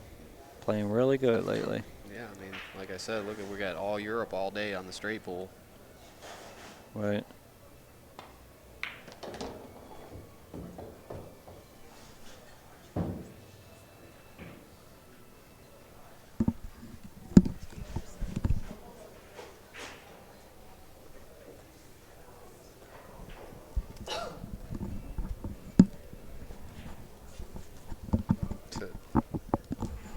Well, Darren, 8-4.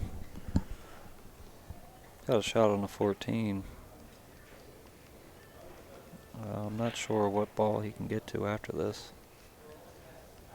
He's looking at the 11. Is he going to follow? Or is he going to try to come across the top of the rack? Very, very touchy shot here.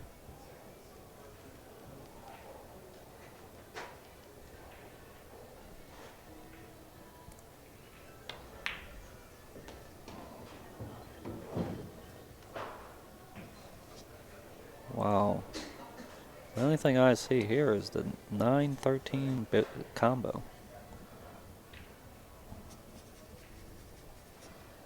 Tell you what, if he makes it, the 9, he's going to make the 5 run into all them balls. So if he hits it with some speed, he'll be able to break these balls out, but he's got to make sure he's accurate. Don't want to miss the 13. He landed good with the cue ball, so we'll see how it works out.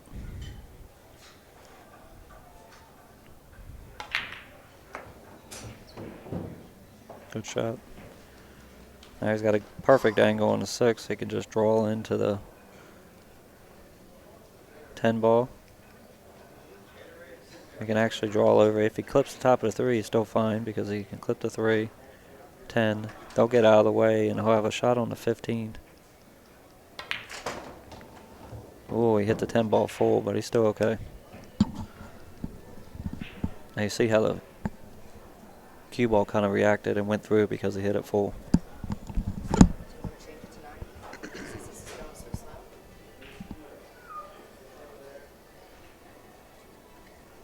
All right, love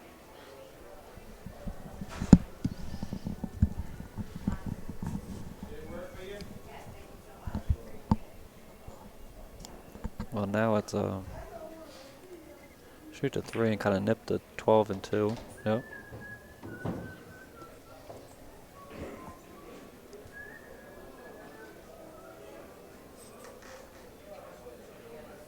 If he's got the 9 ball, he might shoot that and just roll it in and try to shoot the 7 ball on the side next.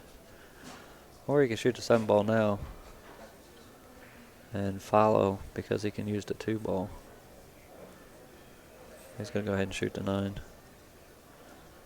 Looks like he's going to draw it 2 rows. Get an angle on the 7. He actually might have held for the 10 ball. I saw him just look at it.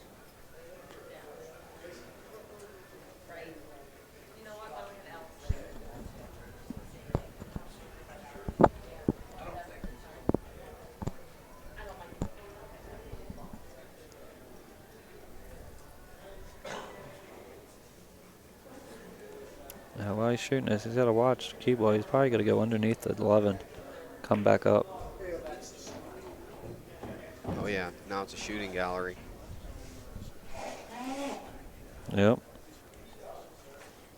The only problem he's got left to deal with is the 5 and 12. Break them out a little bit, so got a good angle on the 2. If he can hold can he hold the cue ball? Right. Come down, shoot the 7 ball next. Right, click into it off the 7. Get a possible break ball. That's what I'm thinking he's going to do. Yeah, Yep. he's going to get that 10 ball is going to be his break ball.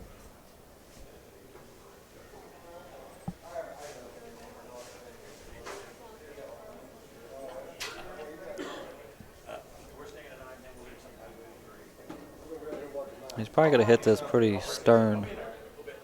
Maybe with middle ball or with a little bit of top, just to get the cue ball away from him after he bumps into the 5. Good shot. Oh, don't double up. 11 ball and 5 doubled up, so he can't shoot them now. He's going to have to shoot the 12. And he's going to want to draw back and get the 5 ball out of there next.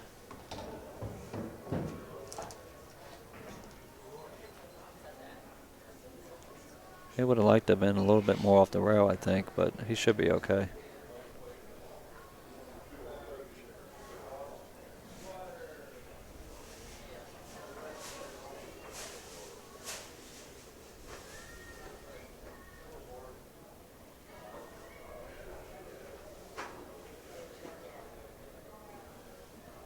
Yeah, see, he's looking at it. If he follows it, he could nip the 15, and that could cause him some trouble. He just wants to make sure he don't hit it. Well, he's going to jack up and maybe he'll try to bump into it real soft. Ooh. Oh, he pulled above it. He had enough angle for that. Sure did. Looks like he can be okay here. Now, the only way he got away with that was because he kind of hit it soft and pinched it, so it made the cue ball react real fast. Sure did. Yeah, he sent that one into a time warp. A nice Highly little skilled shot. Stun draw shot here, come up near the side. Nice. See what that looks like. Well, he got back most of his 15 ball fouls that he took, so we'll see how it works out for him.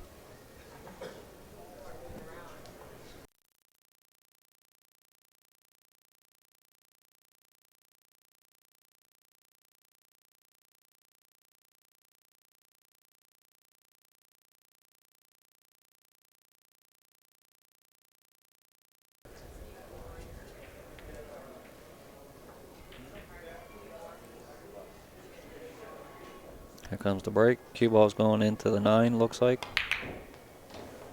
Ah,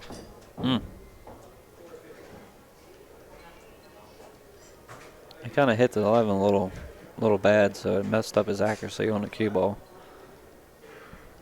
I think he got lucky here. He can make the 11 ball up in the corner. Well, he can make the 4 ball on the side too, so he's fine.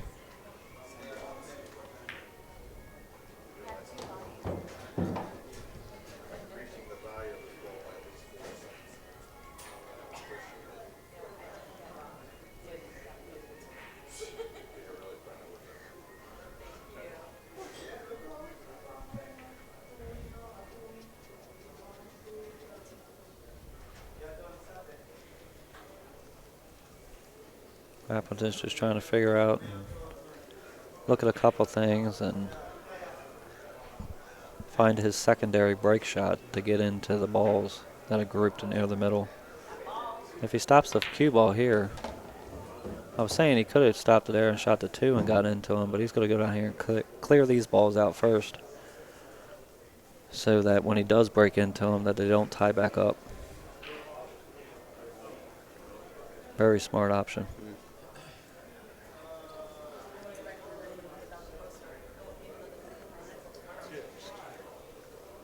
Probably just roll it and play the 3 ball next. Then come up, play the 12 ball. And then if he can get a good angle to get back up to shoot the 2, he can bump into all them balls.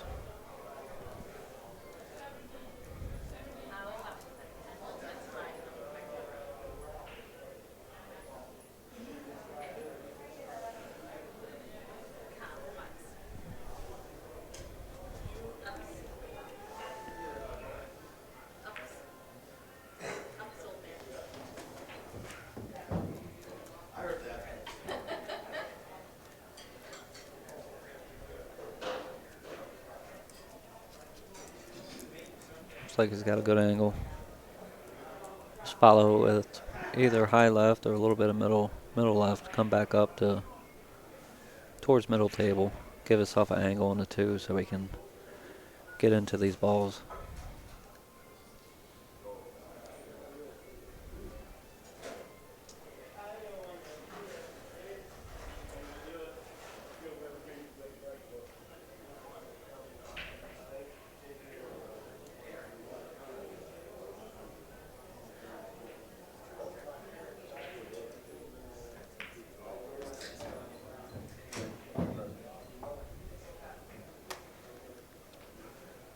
Well, he chose. I'm thinking he wanted to be up farther so he can get an angle to send the cue ball into the balls that are still tied together, but he came up short, so he's got to figure something else out here. And he don't have a good angle on the 7 to draw into him. Even if he did, he don't have an insurance ball, so that's something that wouldn't be smart to do. Well, now he's looking at if he can follow down underneath the rack and go 2 rails back out to the middle. He can get that angle on the 2. He's going to go ahead and shoot the 5 and force over a little bit. No matter what, he's got to get that angle there.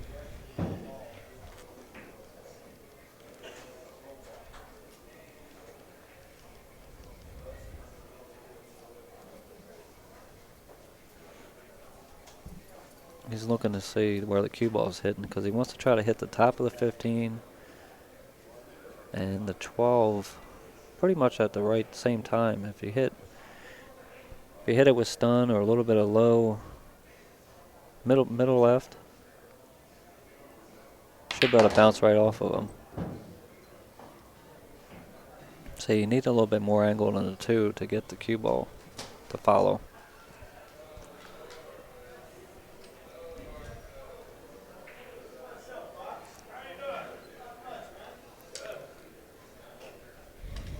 He's going to get out his own personal bridge. Shoot the 13 ball. Use follow. Cue ball might nip the 6, but the follow, after it hits the 6, should come down to the bottom rail and then back up.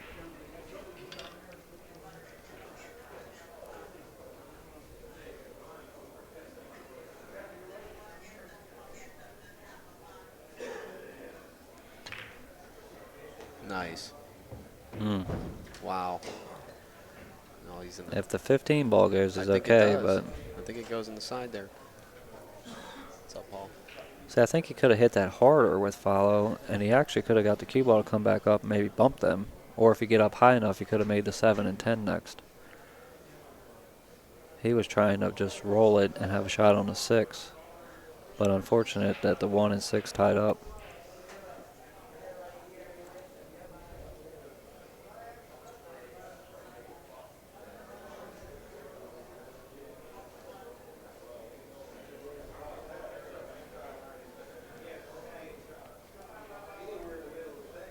He's going to go ahead and shoot at the 7, I think. This is one of the toughest shots he's had so far. See how he ends up. Good touch. He was trying to get back a little bit farther, though.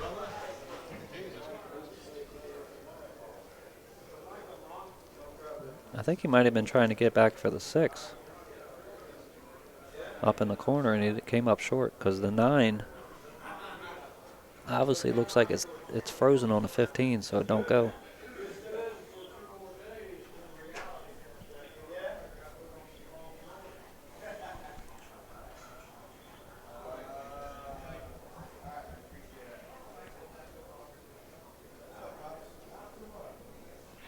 And we're going to have a safety here. He's just going to stop the cue ball behind the 6. Nice. Ralph's shaking off the woes of sitting in the chair a little bit. Oh, yeah, you got to, man.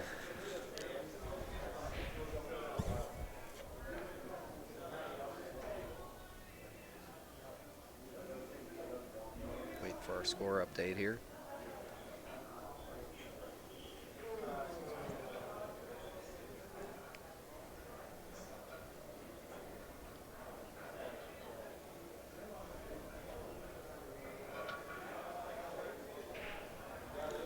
Ralph's calling the 6 ball. He's got to watch the cue ball coming off the 9. And he missed it.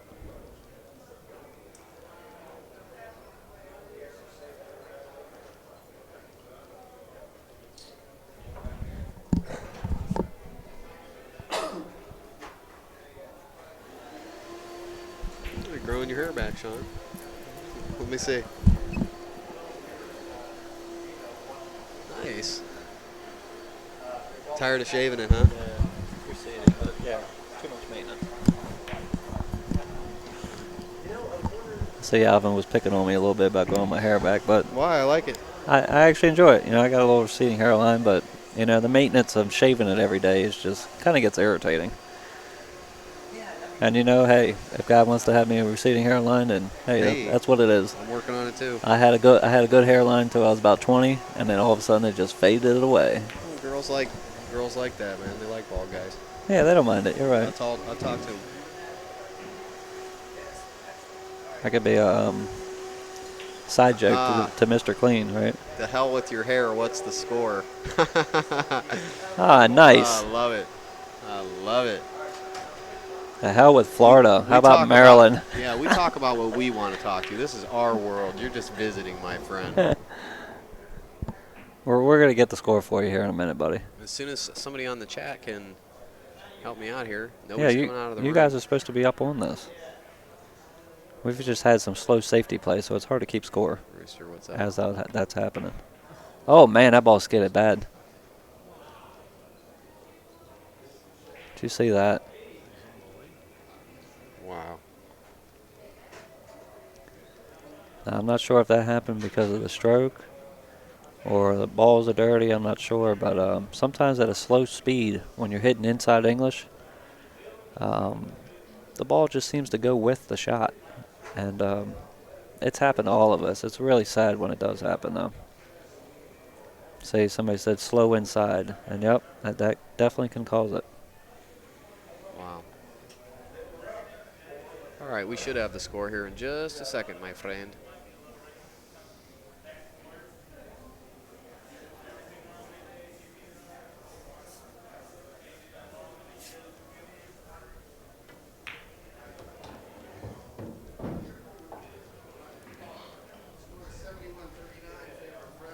He's out one ball. 71-39. Got it. Thank you, my friend. All right, we'll be able to keep this score up to date with you if we can. These guys will run 14s, we could just add them on. But you know, we've had a couple ball fouls here and there, and a lot of safeties. And we got a scorekeeper actually in the room. Us commentators are just out of the room, watching the feed. So just be patient with us, and we'll keep you updated. Mm-hmm. You know, patience is a virtue, so That's it. why not use it? Patience is a kingly virtue.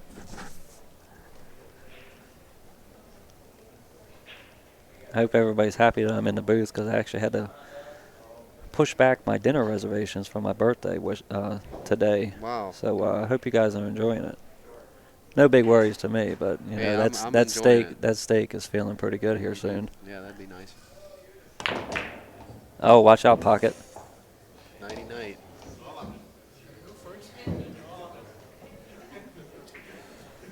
So that's the trouble of that awkward break shot. If you hit the side of the rack, it's always going up towards the table, top pocket, and he just unfortunately got it to go in.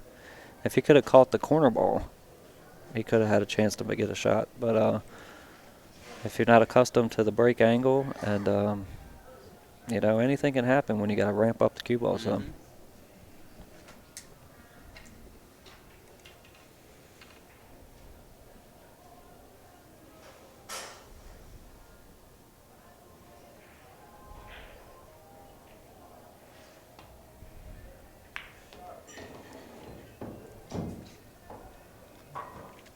Well, Appleton went down here and tried to get an angle to run into the back of the rack. Now, see, he's in a spot where he's got to watch, too, because if he sticks on the back of the rack, he will have no shot. They might have to hit it with some full speed and follow through this rack to maybe get up for the 14. Watch outside pocket. That's another thing you got to watch out for in them shots.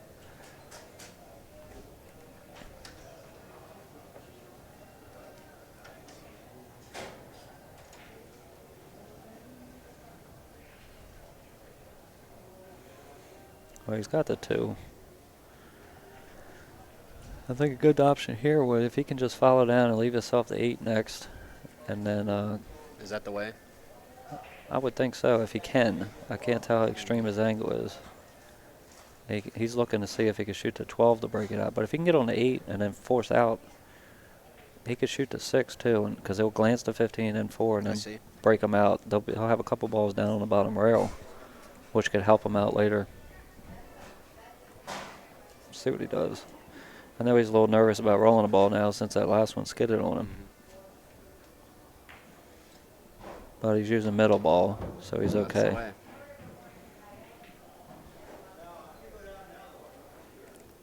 Well, he didn't get down far enough for the 12, which he was pointing at, so now he's going to have to shoot the 8 and then come out and play the 6 next, which I think is a pretty good shot.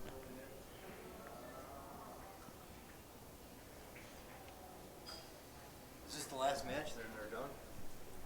Huh? I think so. What do you got going on? I heard Chip's supposed to play Shannon Murphy. Oh, they're already playing? Retarded. We had that match lined up last night. Jeez. What a mess.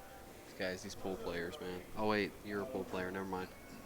Well, I'm one of the good guys, Oh, you're one of yeah, you are one of the good guys. you know. So as long as I stay there, You're one of the X-Men. That's right. I look past some of the other ones, you know. Exactly. The X-Men? That's a nice road name, You're one of the X-Men, my friend. wouldn't it be?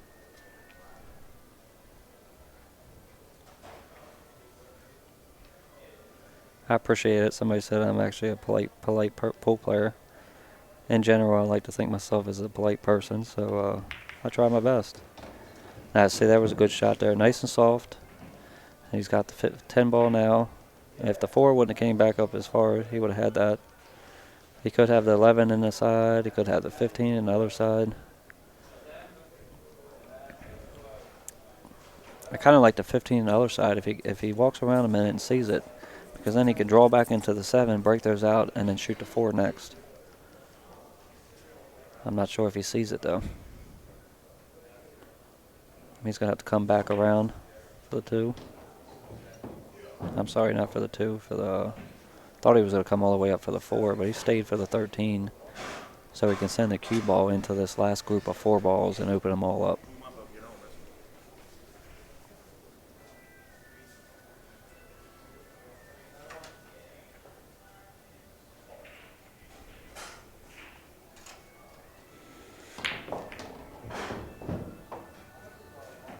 Good shot. If he could have clipped the 9 ball a little bit, that would have helped, but he's okay.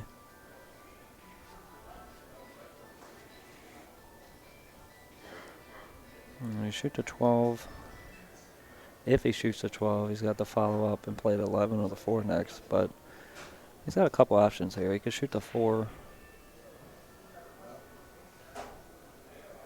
This is all about preference.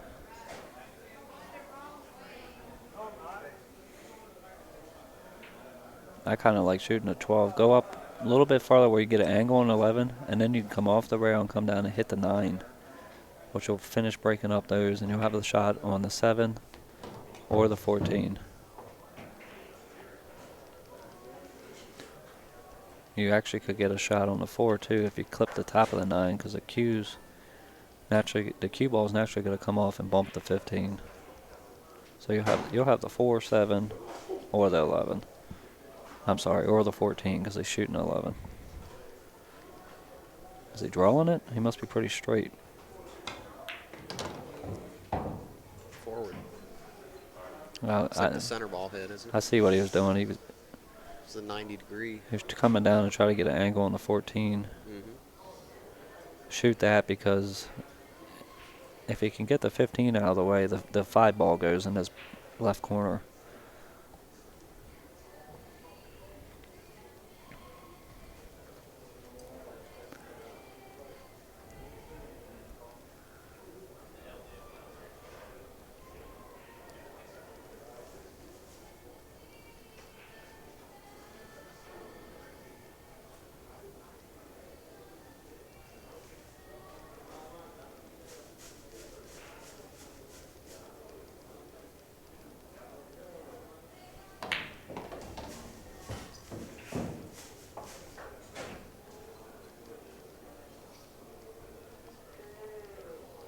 Man, was he trying to get an angle on the 9?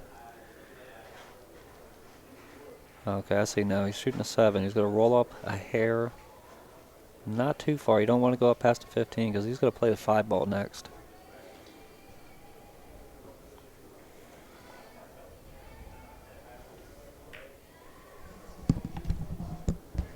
Good speed.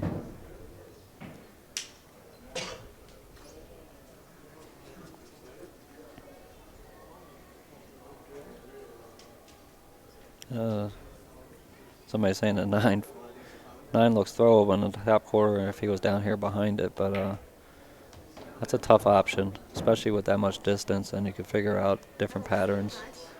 It took Appleton a little bit to figure it out, but he went the right way. Should be able to stop the cue ball pretty similar to where 15 ball's at. Have the 9 ball next, and break ball's going to be the 4.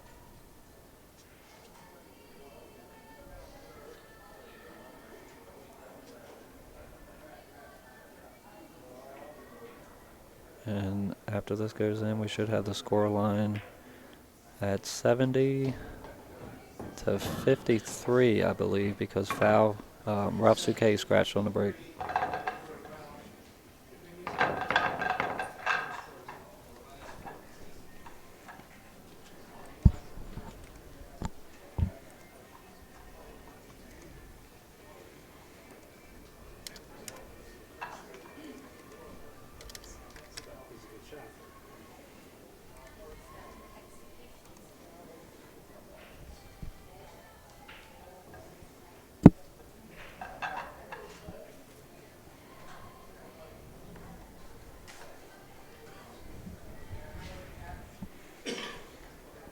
Well, we had about, I guess, 3 or 4 racks ago, Appleton took the 15-ball foul, and it seems like it's working out for him. He has the option here. It's a little low on the break shot, but he can get into the 8 with the cue ball, so he should be fine.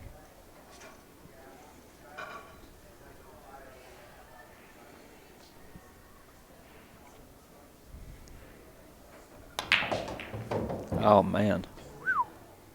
Almost got double kissed in the corner.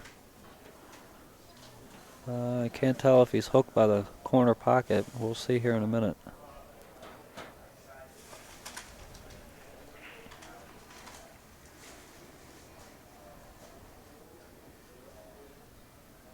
If he is,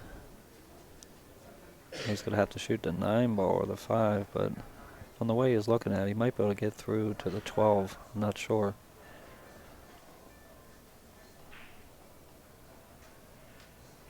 That's what it looks like.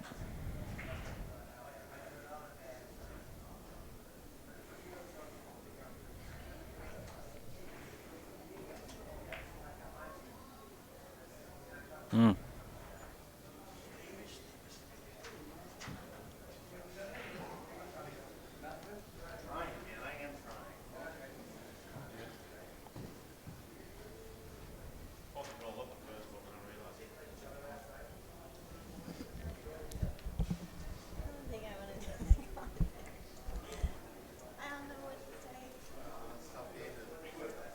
Just taking a little break there.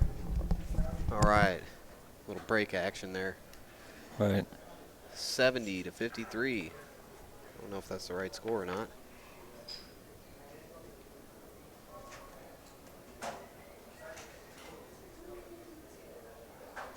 Yeah, that was the score from the last rack, and Appleton made a break shot, and then kind of got himself in a bad spot near the point, and he missed the 12.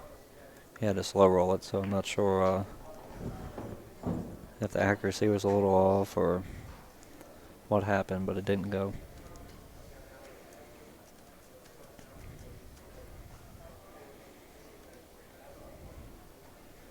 See somebody saying Ralph might scratch mid-rack again, but I think he's going to learn from his mistake and not do that. If anybody's going to do it, Ralph will. He is the man. Well, as we're watching, both of these guys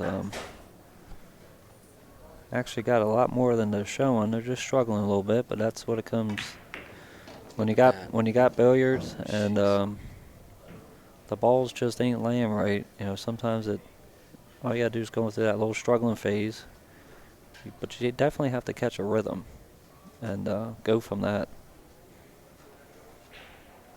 See, a lot of players, they just mainly use their instincts to get going, and then obviously that leads to knowledge and execution of the stroke.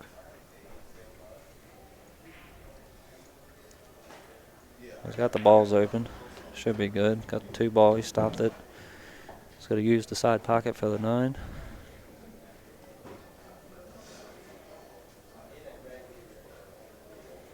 Pro pool player says, get a rhythm that leads to a groove. Right. Makes a lot of sense. Mm-hmm. Daz lost his mojo, says Thailand Golf. Then you put on dancing shoes, says pro pool player. How old is Ralph? Ralph was born in 1968. We're making 44. Is that right? No. Well, maybe, yeah. Well, Not probably with number 43, 43, yeah. if his birthday's later in the year.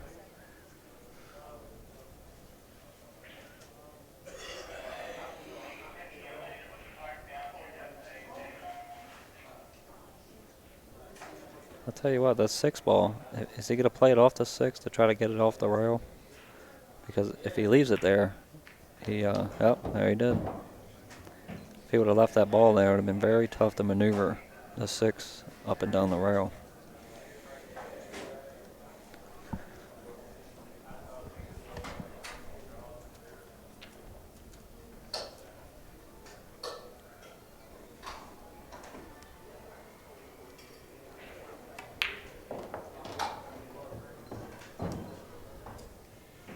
Good shot.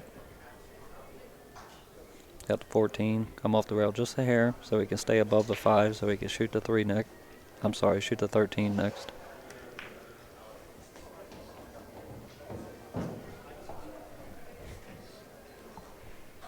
That's your buddy Ralf from Drexline. Oh, is it? Yeah, I think that's what he was telling me. Oh, I didn't know that. How you doing, Ralph? Raph, I'm sorry. Raphael, actually.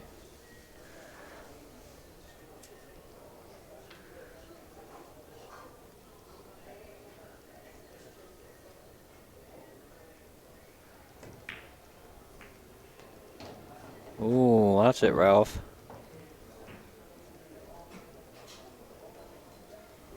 Man, he tried to stun the 13 and go up above the 11, ended up running into it.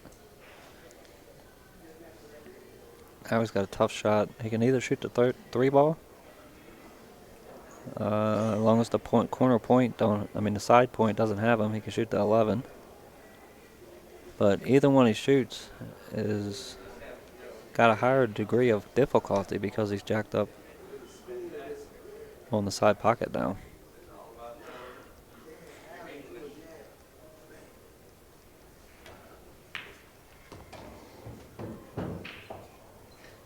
Good shot. Cue ball naturally had the angle to come back up for the 15 on the side.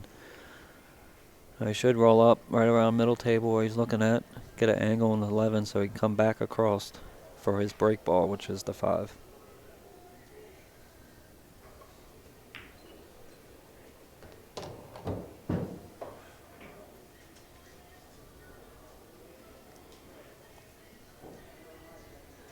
I don't believe the final is going to be on this table. It's No. actually going to be downstairs.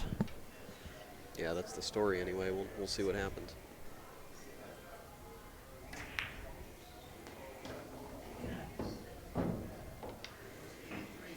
Or Ralph. He's gonna run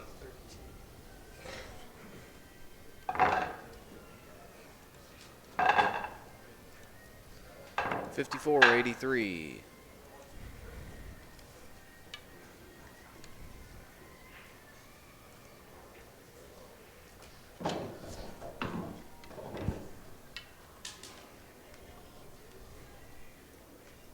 Well, Ralph's gradually getting closer to the... He's got to re-rack him. He just took a look at the corner ball to make sure it was nice and frozen because he's got a tough angle here on the 5, and the only ball he's going to hit looks like it's going to be the 4 on the corner.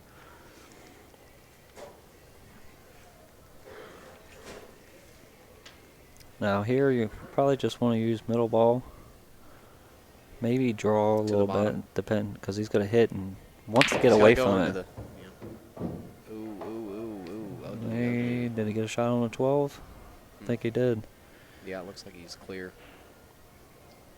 He actually used low right on that because when it hit the bottom rail, it spun to the right. Wow, we got 1,500, almost 1,600 people on the stream right now. That's strong. That's good. So if you're just joining us, this is Derby City Classic.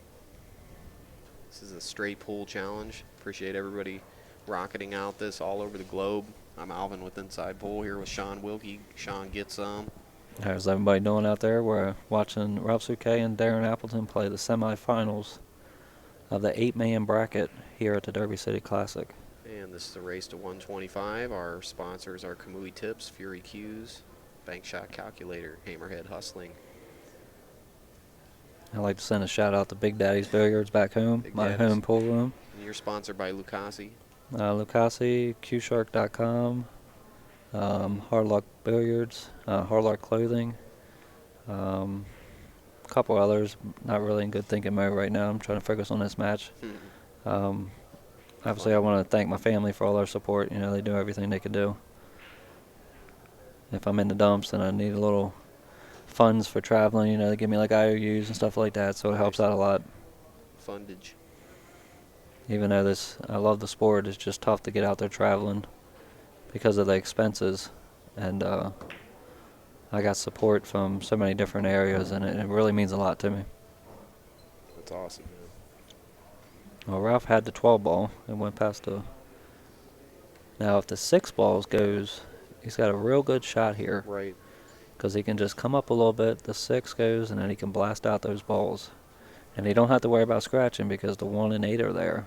He has no chance of scratching down in the corner after he hits the balls.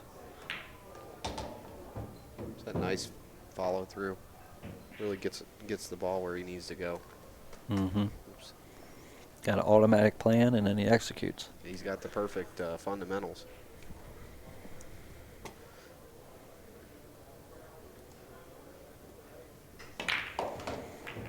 Good shot. Seems like he's out of that little rut he was in earlier, and he's opening up a little on his stroke. It seems like he's not as tedious, I guess you would call it.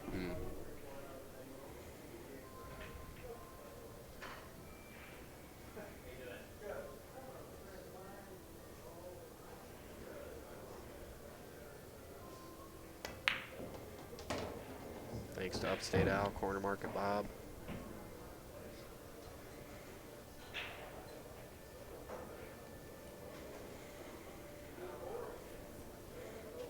Well, Ralph's just going to try to figure this out. I believe the 15 or the 9 ball. The 9 ball could be his break shot because of where the 7 is. That's a good key ball if he can get the 10 ball. He can find a way to get the 10 ball out of there without disrupting him.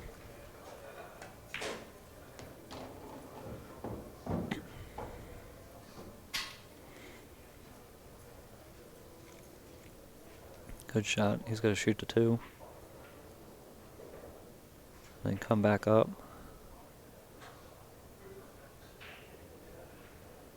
Probably for the 15. Or might use a little bit of inside and try to get the cue ball to run into the 10 so he can clear that later in the rack. Let's see what he does. He just went ahead and made sure he made the 2. No English. Get on the 15.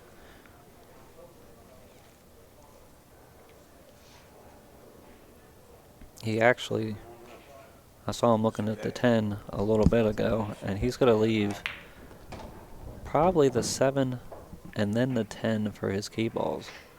Because he'll have the 14, he's going to shoot the 14, 11, 13 in the side if he can land a good angle, 3 ball up table, 7 ball down, 10 ball in the opposite corner, and leave himself on the 9.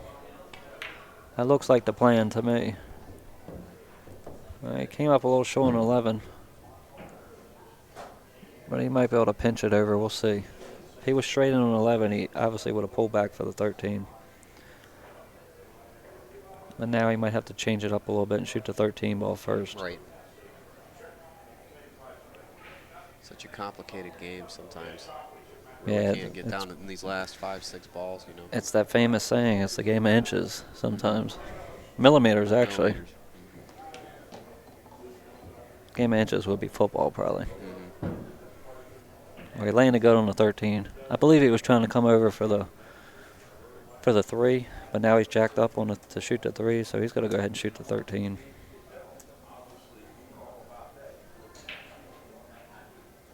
Anyway, thanks, man. It's good seeing you. Thanks. Yeah, he just looked at it. I don't think he wants to bridge over the top of the 13 to shoot the 3. Now he can either stop this, or he can draw back for the 3 in the side, depending on his angle. Well,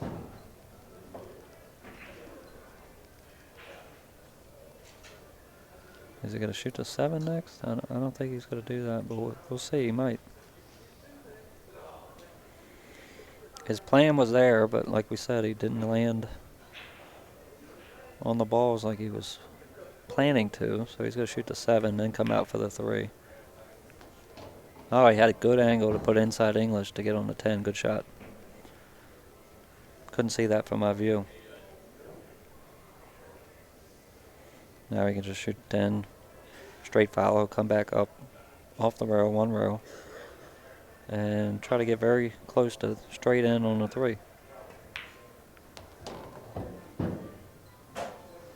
Left a soft, good angle. Now he naturally can just hit the rail, come back off, and be on his break ball.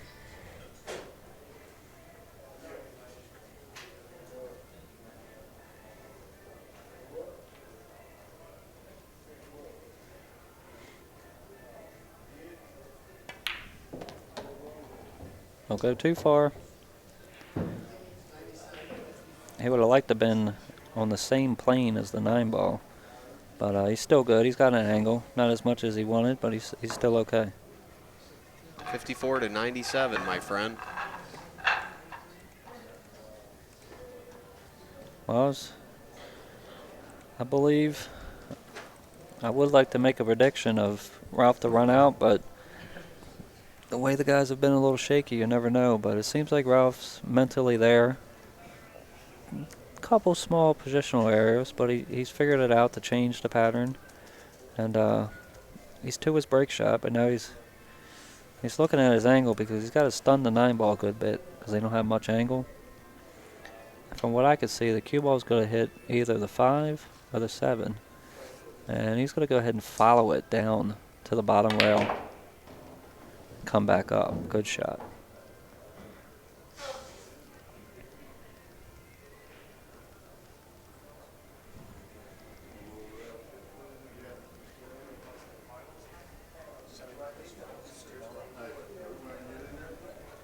Would be really nice on my part if he could run out because I can eat my steak here in a Yeehaw. minute. Here in next to Louisville. Exactly. Louisville. I forget the name of the steakhouse downstairs, but it's Ooh. really good. Yeah, it's really expensive too. Yeah, it is, but Hey, when you live the life of some Luck- gambling hustlers like us, man, well, what's $150 to drop well, on? I'm not a gambling hustler, Oh, but that's right. I know what you mean by what you're saying. Luckily, it's Player. luckily it's my birthday, so it's your gonna be birthday. a free gift from my girlfriend Megan. Nice. Gotta love when your girl takes you Yeah. out. Well, Ralph landed good, made the 2 balls after the break. He's got the 12 ball. He's going to go right into the rack, 6 and 1. He's going to follow through the rack, break him out. Going to have his key ball with the 4. See, now if he didn't have the 8 and 6 on a shot, the key ball would have been the 4 ball. For those that don't know the lingo of straight pull, a key ball, I'm sorry, it would have been an insurance ball. That's my fault. Insurance ball is a ball that, say you get stuck or all the balls go out and come back together, that ball will always be there after you go into the rack. Key ball would be the ball before the break shot, where you leave yourself a similar easy angle so you don't have to do a lot with the cue ball to get to the break ball. And Ralph played that combo, good speed, so he left the 8 ball. He's going to shoot the 8, a little bit of left side spin, go over to the side rail, and either shoot the 1 or the 13 next.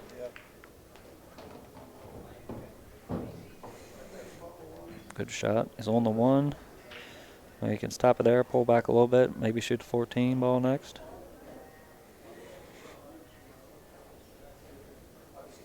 Now, if he can get a good angle, he can shoot the 14 and actually bump the 3 ball a little bit to put it in a better position for the break shot. And then, obviously, his insurance ball running into the 3 would be the 4 or even the 5 ball in the side pocket. And where he's hitting the 3, he can either have the 5 or even the 13 on the other side because he's going to be right there in the gap between the 2 and 7. Wow. Good shot. Planning and position. Well, this race to 125 could come to an end here real quickly, I'll tell you what. It could, because if he gets 14, which I predict he does this rest of this rack, Sure. that's going to be 111, and then he's going to need one more rack for 125. Bada bing. Bada boom. Bada bomb. Yep, this is definitely, Is he going to shoot the 7? See, I don't know. That opens him up, but I'd say play the 5. Come back out a little bit, shoot the 13 down in this corner, or go up for the 6.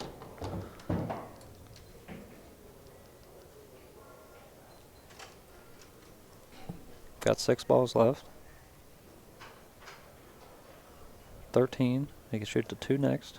Then he can shoot the 7 to get it out of the way of his break.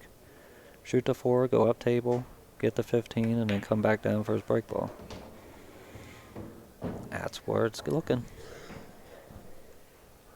Now he had this plan like he did last rack, and it looks like he's going to be in good position to shoot the out that he had in his mind. nice. Which really gives you a lot of confidence playing straight ball, because you know you're in your rhythm, you're making the right shots, and it's going in correctly. What's your high run, Sean? A high run, actually, I just accomplished. It used to be 145. I had a 146, which was Nice. very crazy to me about, I guess, 2 years before New Year's. And then recently, on December 31st, I think it was, I ran a 199. So Nice. it was really cool. I'm gradually learning the break shots, and as I'm talking, you know, the different patterns to help myself make it simpler while I'm going through the racks, and then learning the different angles on the break balls. And it's one of the straight pulls, obviously the best game I think out there. Mm-hmm. You know, because you can create, you don't have to be told what to do like a 9 ball, you know, and you always have a goal. You know, I ran 199, now my goal is to beat 199. Sure. You know, John Schmidt had 300 at one time, he beat it, you know, running 400. So I mean, it's an awesome game. Mr. 400. That's all he ran was 400, huh? Yeah, you would think he would run a little bit more. Like 401 or I mean, come on. anything. I don't know if it was 400 on the dot. I know it's in the 400s, though. Mm-hmm. 54 and 111. We're looking good. One more rack, and this match could be And over. It's dinner time. Should I get steak or seafood? Steak, brother. How about both? Rare. Do it. Rare. Bring me Nah, some. I think bring I me got. the I leftovers. think I got to do medium. You like to taste the steak, don't you? Yeah, I love rare. He's looking good. Cue ball's going to go into the 8, probably the top of the 8. And see, now this shot, he probably, I'm not sure if he'll follow it. If he's hitting the bottom of the 8, it's good to follow it. But if you're hitting the top of the 8, you might want to stun it and just come back off the rack, because it's going to break out and you're going to have a shot on the other opposite side of the rack. Let's see how he goes about it. And which one y'all was talking about, the old time one-pocket players? Not me. No. They'll be here later. There he went, top of the 8. Like I said, he came out. He's got a shot up table. He's kind of straight on 13, but he's okay, because even if he follows down a little bit, he's got the 7 or the 15 on the side. Or he can follow it out even farther and have the 9. If it goes past the 4. Or he can land in between the 10 and 9 and have the 4. Or he can come down farther and have the 12. Lots of options here. This comes down to your comfort zone and what shot you are used to playing, and just shoot it.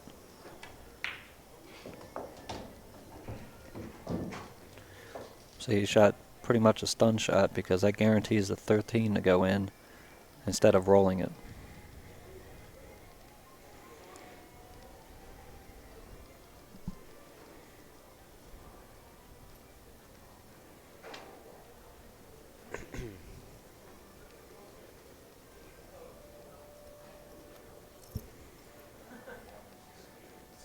He's going to shoot a 15 and follow.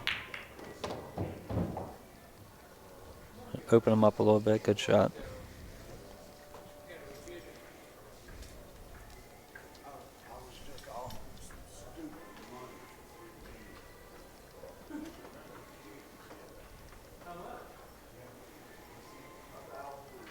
Well, he can shoot the 9 if the 4 and 5 are clear to go in the same hole. The 9 ball's not a bad shot here because he can stop it, get them balls out. That's what he's looking at. Or if they don't, I don't know if there's not really a problem. He could shoot the 2 and bump the 4, but that's a little chancy because you could tie him up. He's just going to shoot the 7. He knows in the back of his mind he only needs 14, which is his whole rack. He can play for his break shot, but he don't need the break shot He doesn't ball. need it. Mm-hmm. So now he's just going to play in the pattern, shoot the 11, come back across, maybe shoot the 5 ball next if it gets far enough. Good shot.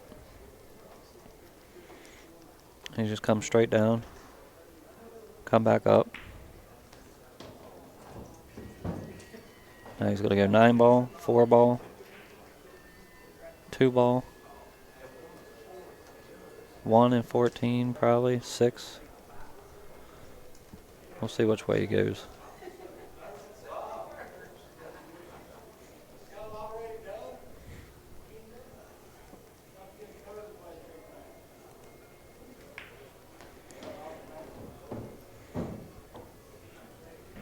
He shot the 2 ball. He must see a better angle than I can see.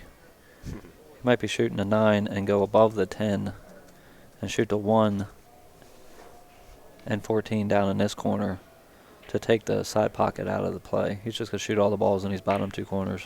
Why not? That's what he's going to do. He's going to play 1 pocket.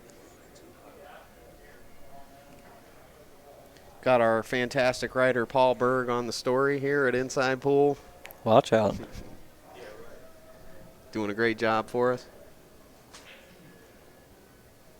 Well, Ralph just went over to make sure if the 14 goes past the 6, they can just shoot like a stun shot. If not, he's going to have to follow down a little bit.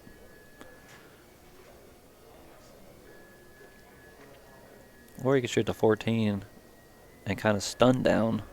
If you hit the 6, you're okay, but if you go past it, you can shoot the 12 or 4. That's what he's going to do. Oh, he's a little indecisive here. Yeah, I think you just shoot the stun down below the 6. That's all you got to do. Nerves are kicking in. Even though he's been here a long time, you get closer and closer to that score line, finish line. Don't matter if you're playing 9 ball, 8 ball, straight pull. Main thing is you don't want to make a mistake, so you just slow down a hair, figure it out, 1600.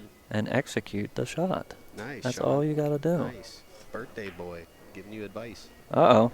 Don't bump it. Oh, ugly. Man. See, he was trying to just not bump it. He's still okay, but needing 4 balls, you don't want to be jacked up right here. Luckily, he's got the 4 to shoot next, so all he's got to do is make the 6. Come on, Ralph. Get comfortable.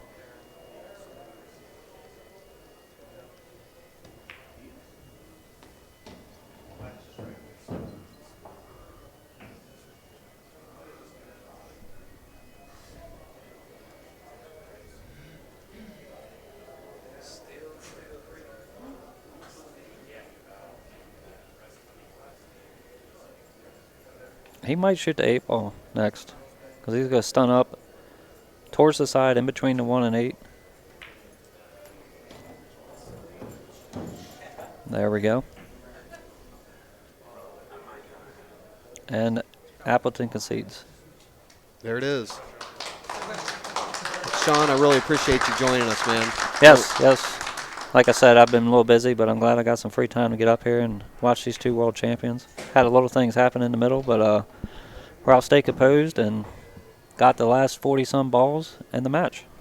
Awesome. Thanks for hanging out, and we'll talk soon. All right, thank you guys. Goodbye.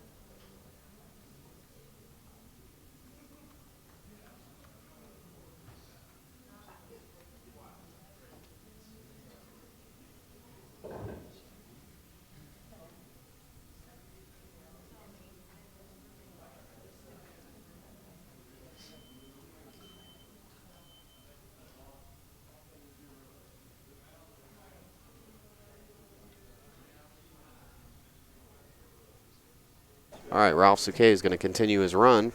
Not sure what the score is, chatties. Can you help me here or what? What's he on? 69? What?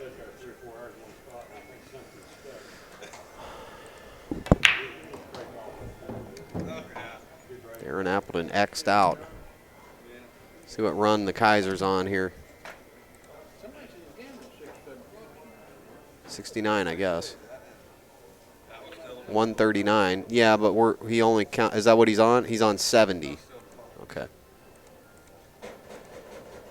It's what ball run he's on, not the total. This match is over. What's up, Dan? You available? He's on a run. You're available? Step in there. I gotta run up to my room real quick. I gotta run up to my room real quick. I gotta get some. He's on a run. Yeah, but he's on his final run here. All right. He's on 70 now.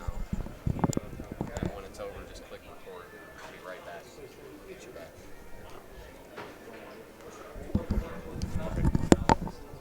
No. He's on his run. They let him continue on. So this is like the final. All right, so match is over. Souquet won. All right. And as Dan Wallace join you again. And so here's Souquet just trying to put a nice run together for our entertainment, huh? All right. Well, he's obviously got to get that 10's a hassle. Sorry, the 12. The 12 is kind of a hassle.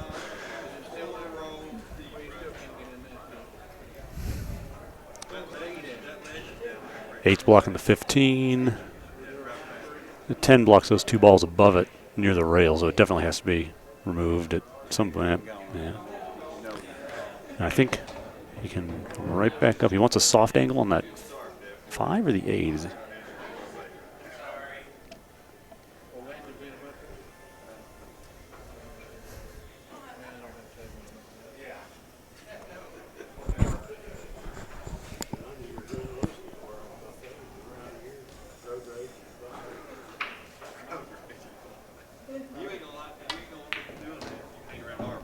Going to try to use that 11, hit the 2.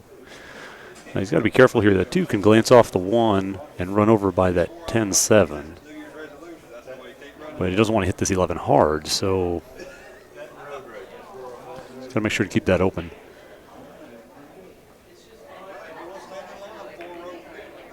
Ah, it's running into the 9. I was wondering if that was the case. Not sure that 9 is in position yet. That's what he was hoping for. Right there, he's looking at he looked at the possibility the 10 is a breakout ball, I think. Or possibly using those two to set up on the 2 in the side pocket. But I think he still needs to move that 9 somewhere.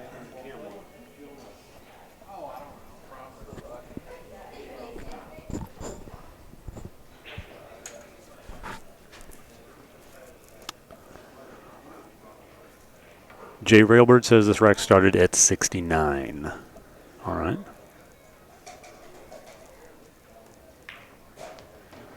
We can go with that number.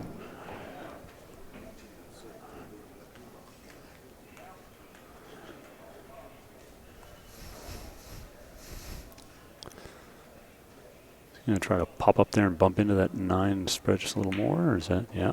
Just give it a little nudge, and he's got the 1 to shoot next. Very nice.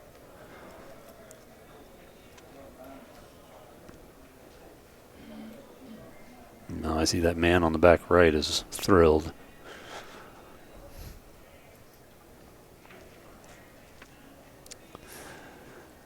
Well, 2 goes on the side. He's going to float that in instead.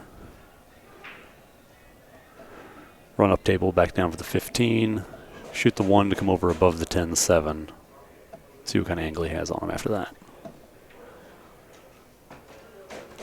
Keep looking at that as though he's doesn't like it.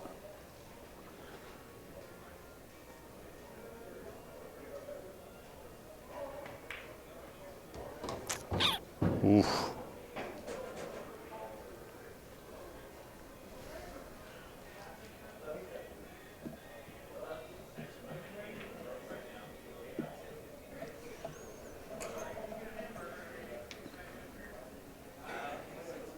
buddy.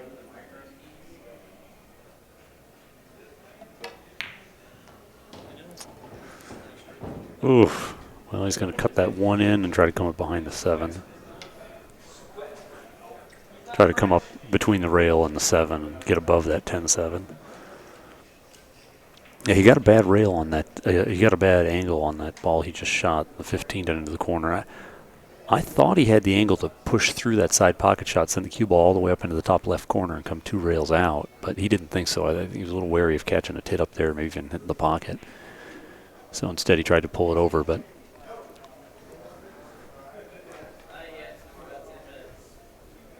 ooh, this is interesting.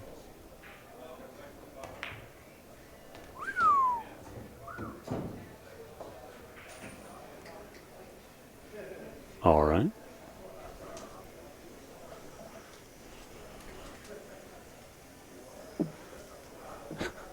Rooster 1975. Check his pulse.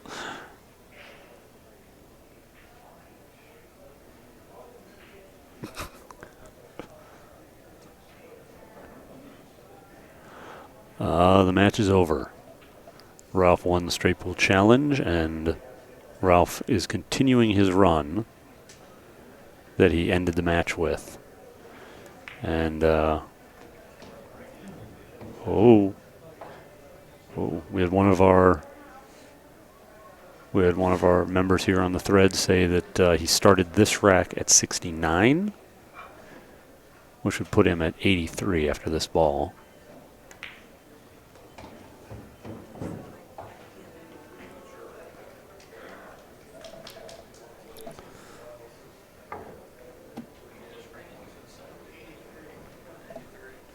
'83, right? Yeah. 83 it is.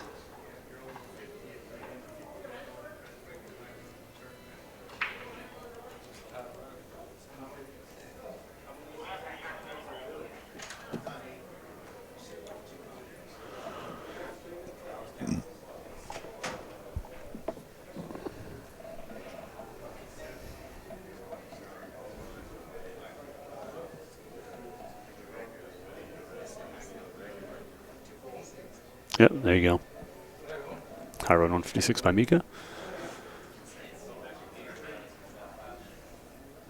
Oh, I don't think Shane took a crack at the straight pool. Someone just asked that question.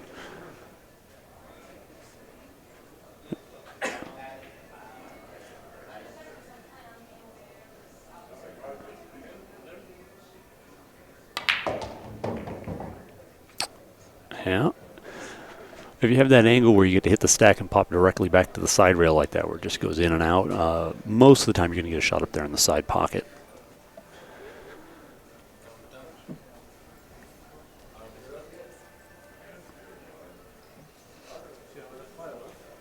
Boy, he's got very few balls at the moment that go directly.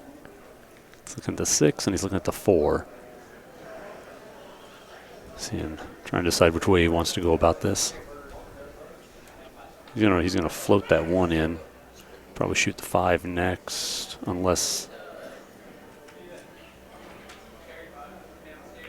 No, he could hold that more than I thought. Yeah, he'll shoot that 6 or 13 on the right-hand side, and then the 5 after that. Probably.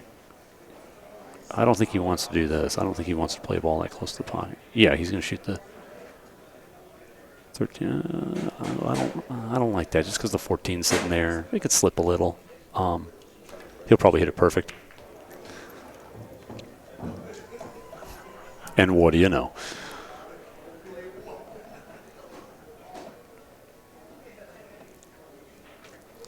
You wonder what Ralph's high run is? I'm not sure. Anybody happen to know that?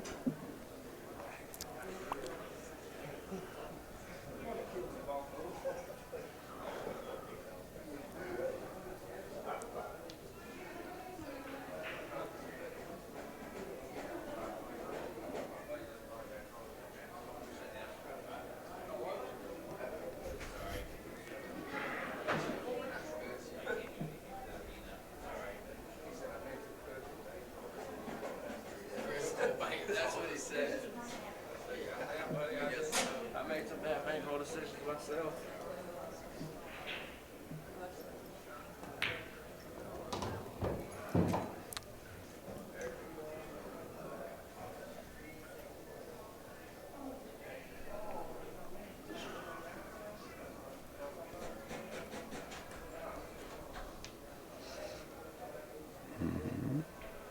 I think he's looking to shoot the 4 after this. The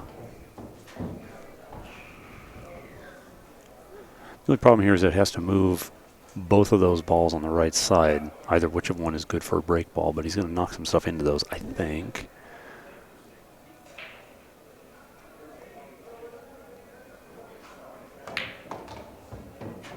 Oh, good, good. Just one of them.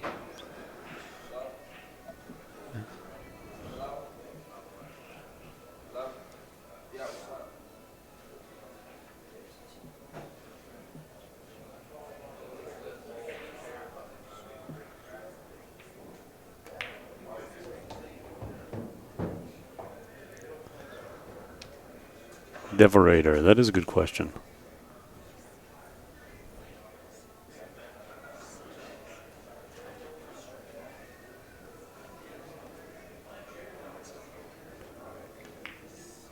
Greek deal, is that verified? That sounds about right. Yeah.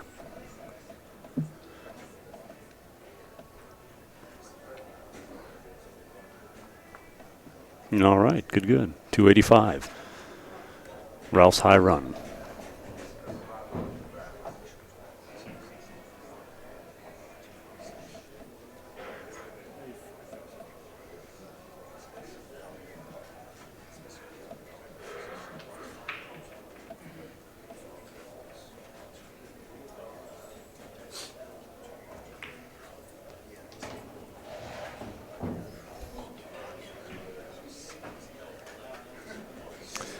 He's obviously using a 6 for the break ball. Pretty simple layout from here. Clear the 3 on the left side and roll across above the 6, shooting the 2 into the side.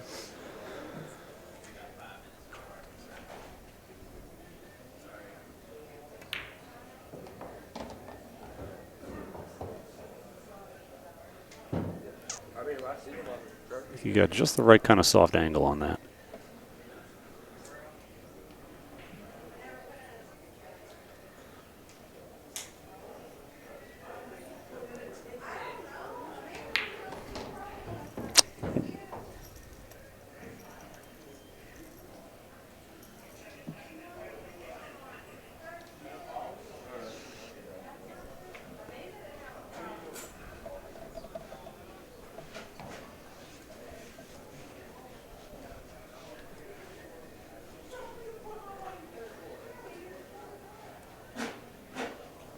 Uh-oh. Uh-oh.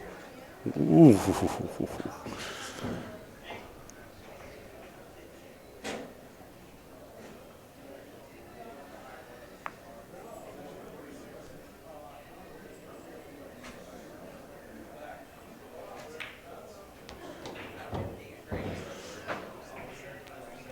Nice little out. That's a nice little out. We're sitting at 97.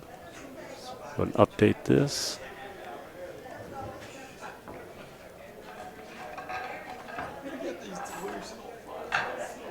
Oop.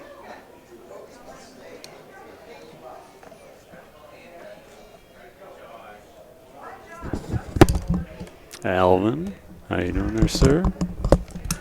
That had to hurt. Okay, what's Ralph doing here? He's up at 97. Okay. Got a beautiful break ball. Nice. Look at that. Picture perfect, man. Make a painting right there of that frame. Ralf Souquet, the Kaiser. You're looking at him in living color here from the Derby City Classic.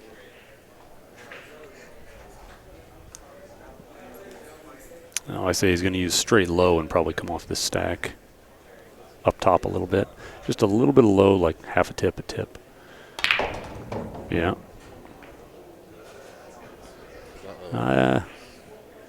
I would have hit a little easier than that myself. I mean, the balls really shot out of there heavy, and they all kind of came back towards the center, too, so I don't think it was necessarily advisable to hit them that hard. Well, he's got to be a little amped up. I mean, he's running how many? He's run 97, so 98 as of now. nice. Yeah.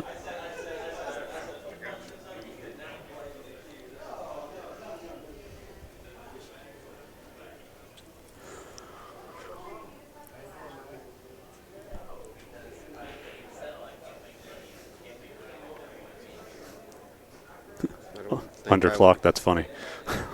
Just as Ralph strokes would be a great time for him to hit the floor in the background.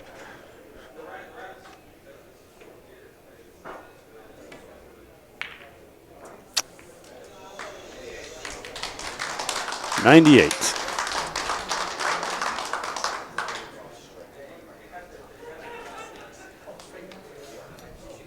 All right. Well, thanks a lot, Dan. Appreciate it, man. Absolutely. I presume things are on hold for a little while. I think I'll go ahead and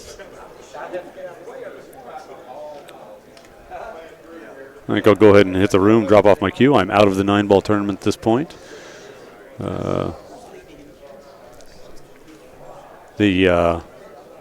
Got bumped out by Alvis Fitch, who played steady on me. He could have won the match anyway, but I played really mediocre. Ugh. Hey, close enough. Good show. Good show, straight pool guys. So the next match is going to be tomorrow then, right? What's the next? Unless something happened. I was hoping we would get it. They said they didn't want any more, then they caved in. After they saw, well, with the shot clock, it actually goes okay.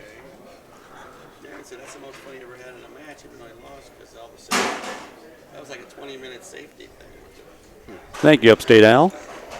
Good show, good show. Thank you, Greek Deal. I think we're going to put things on hold here for a second. I may go get myself a beverage and sit back down. Okay, sounds good, Dan. We'll see you probably for the next match. We're going to try to get some action going. We'll see what's up. So thanks for joining us. Good, good. All right. Talk to you all soon.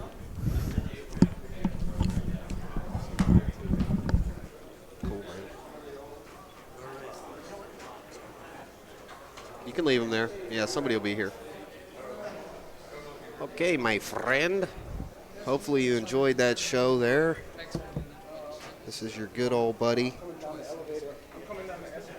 Step back in here with you for a few minutes. Let you know how much I really appreciate you all being here. See how many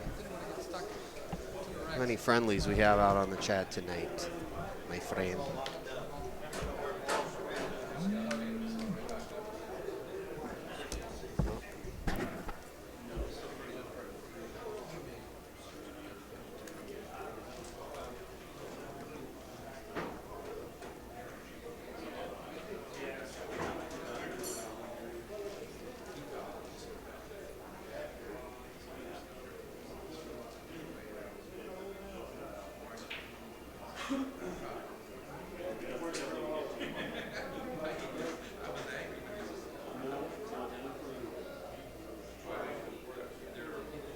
HammerheadHustling.com, Kamui Tips,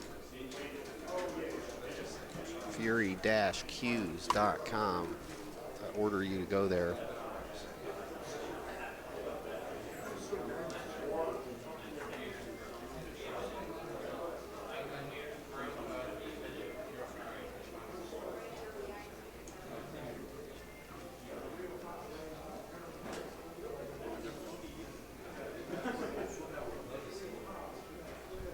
Who else we have? HammerheadHustling.com. Don't forget.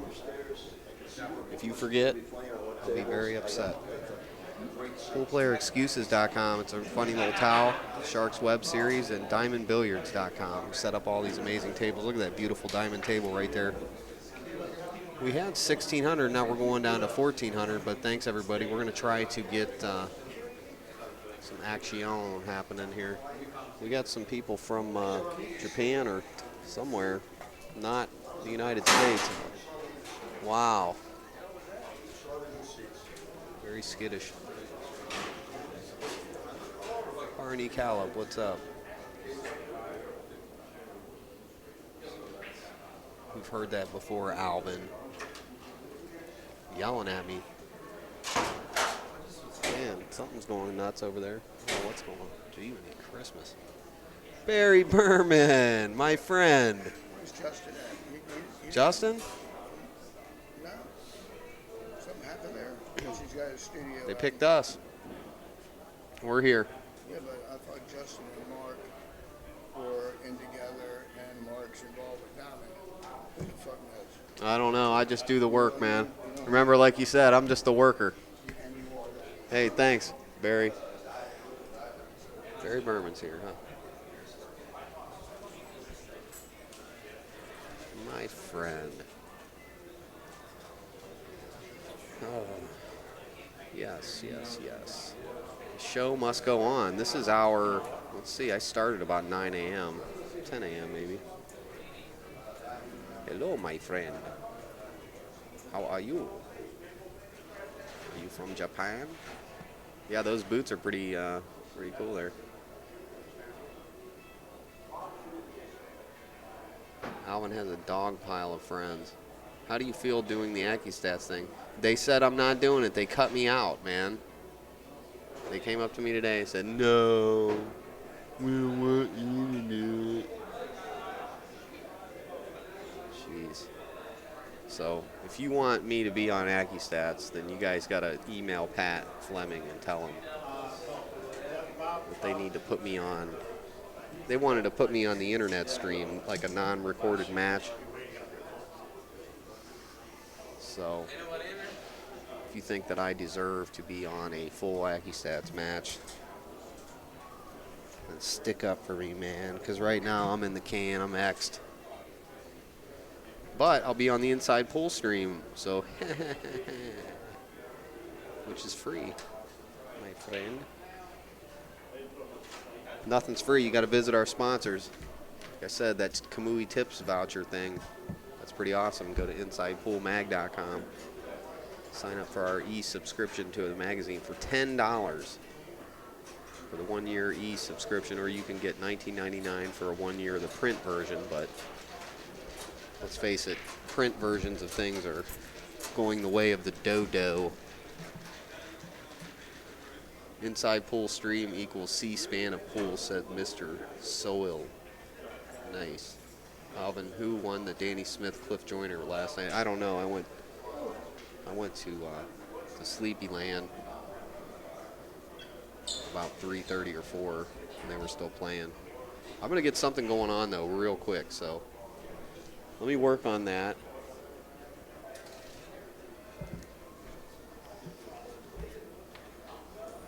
And then I will be right back. I gotta call JR. I believe he's up and about now.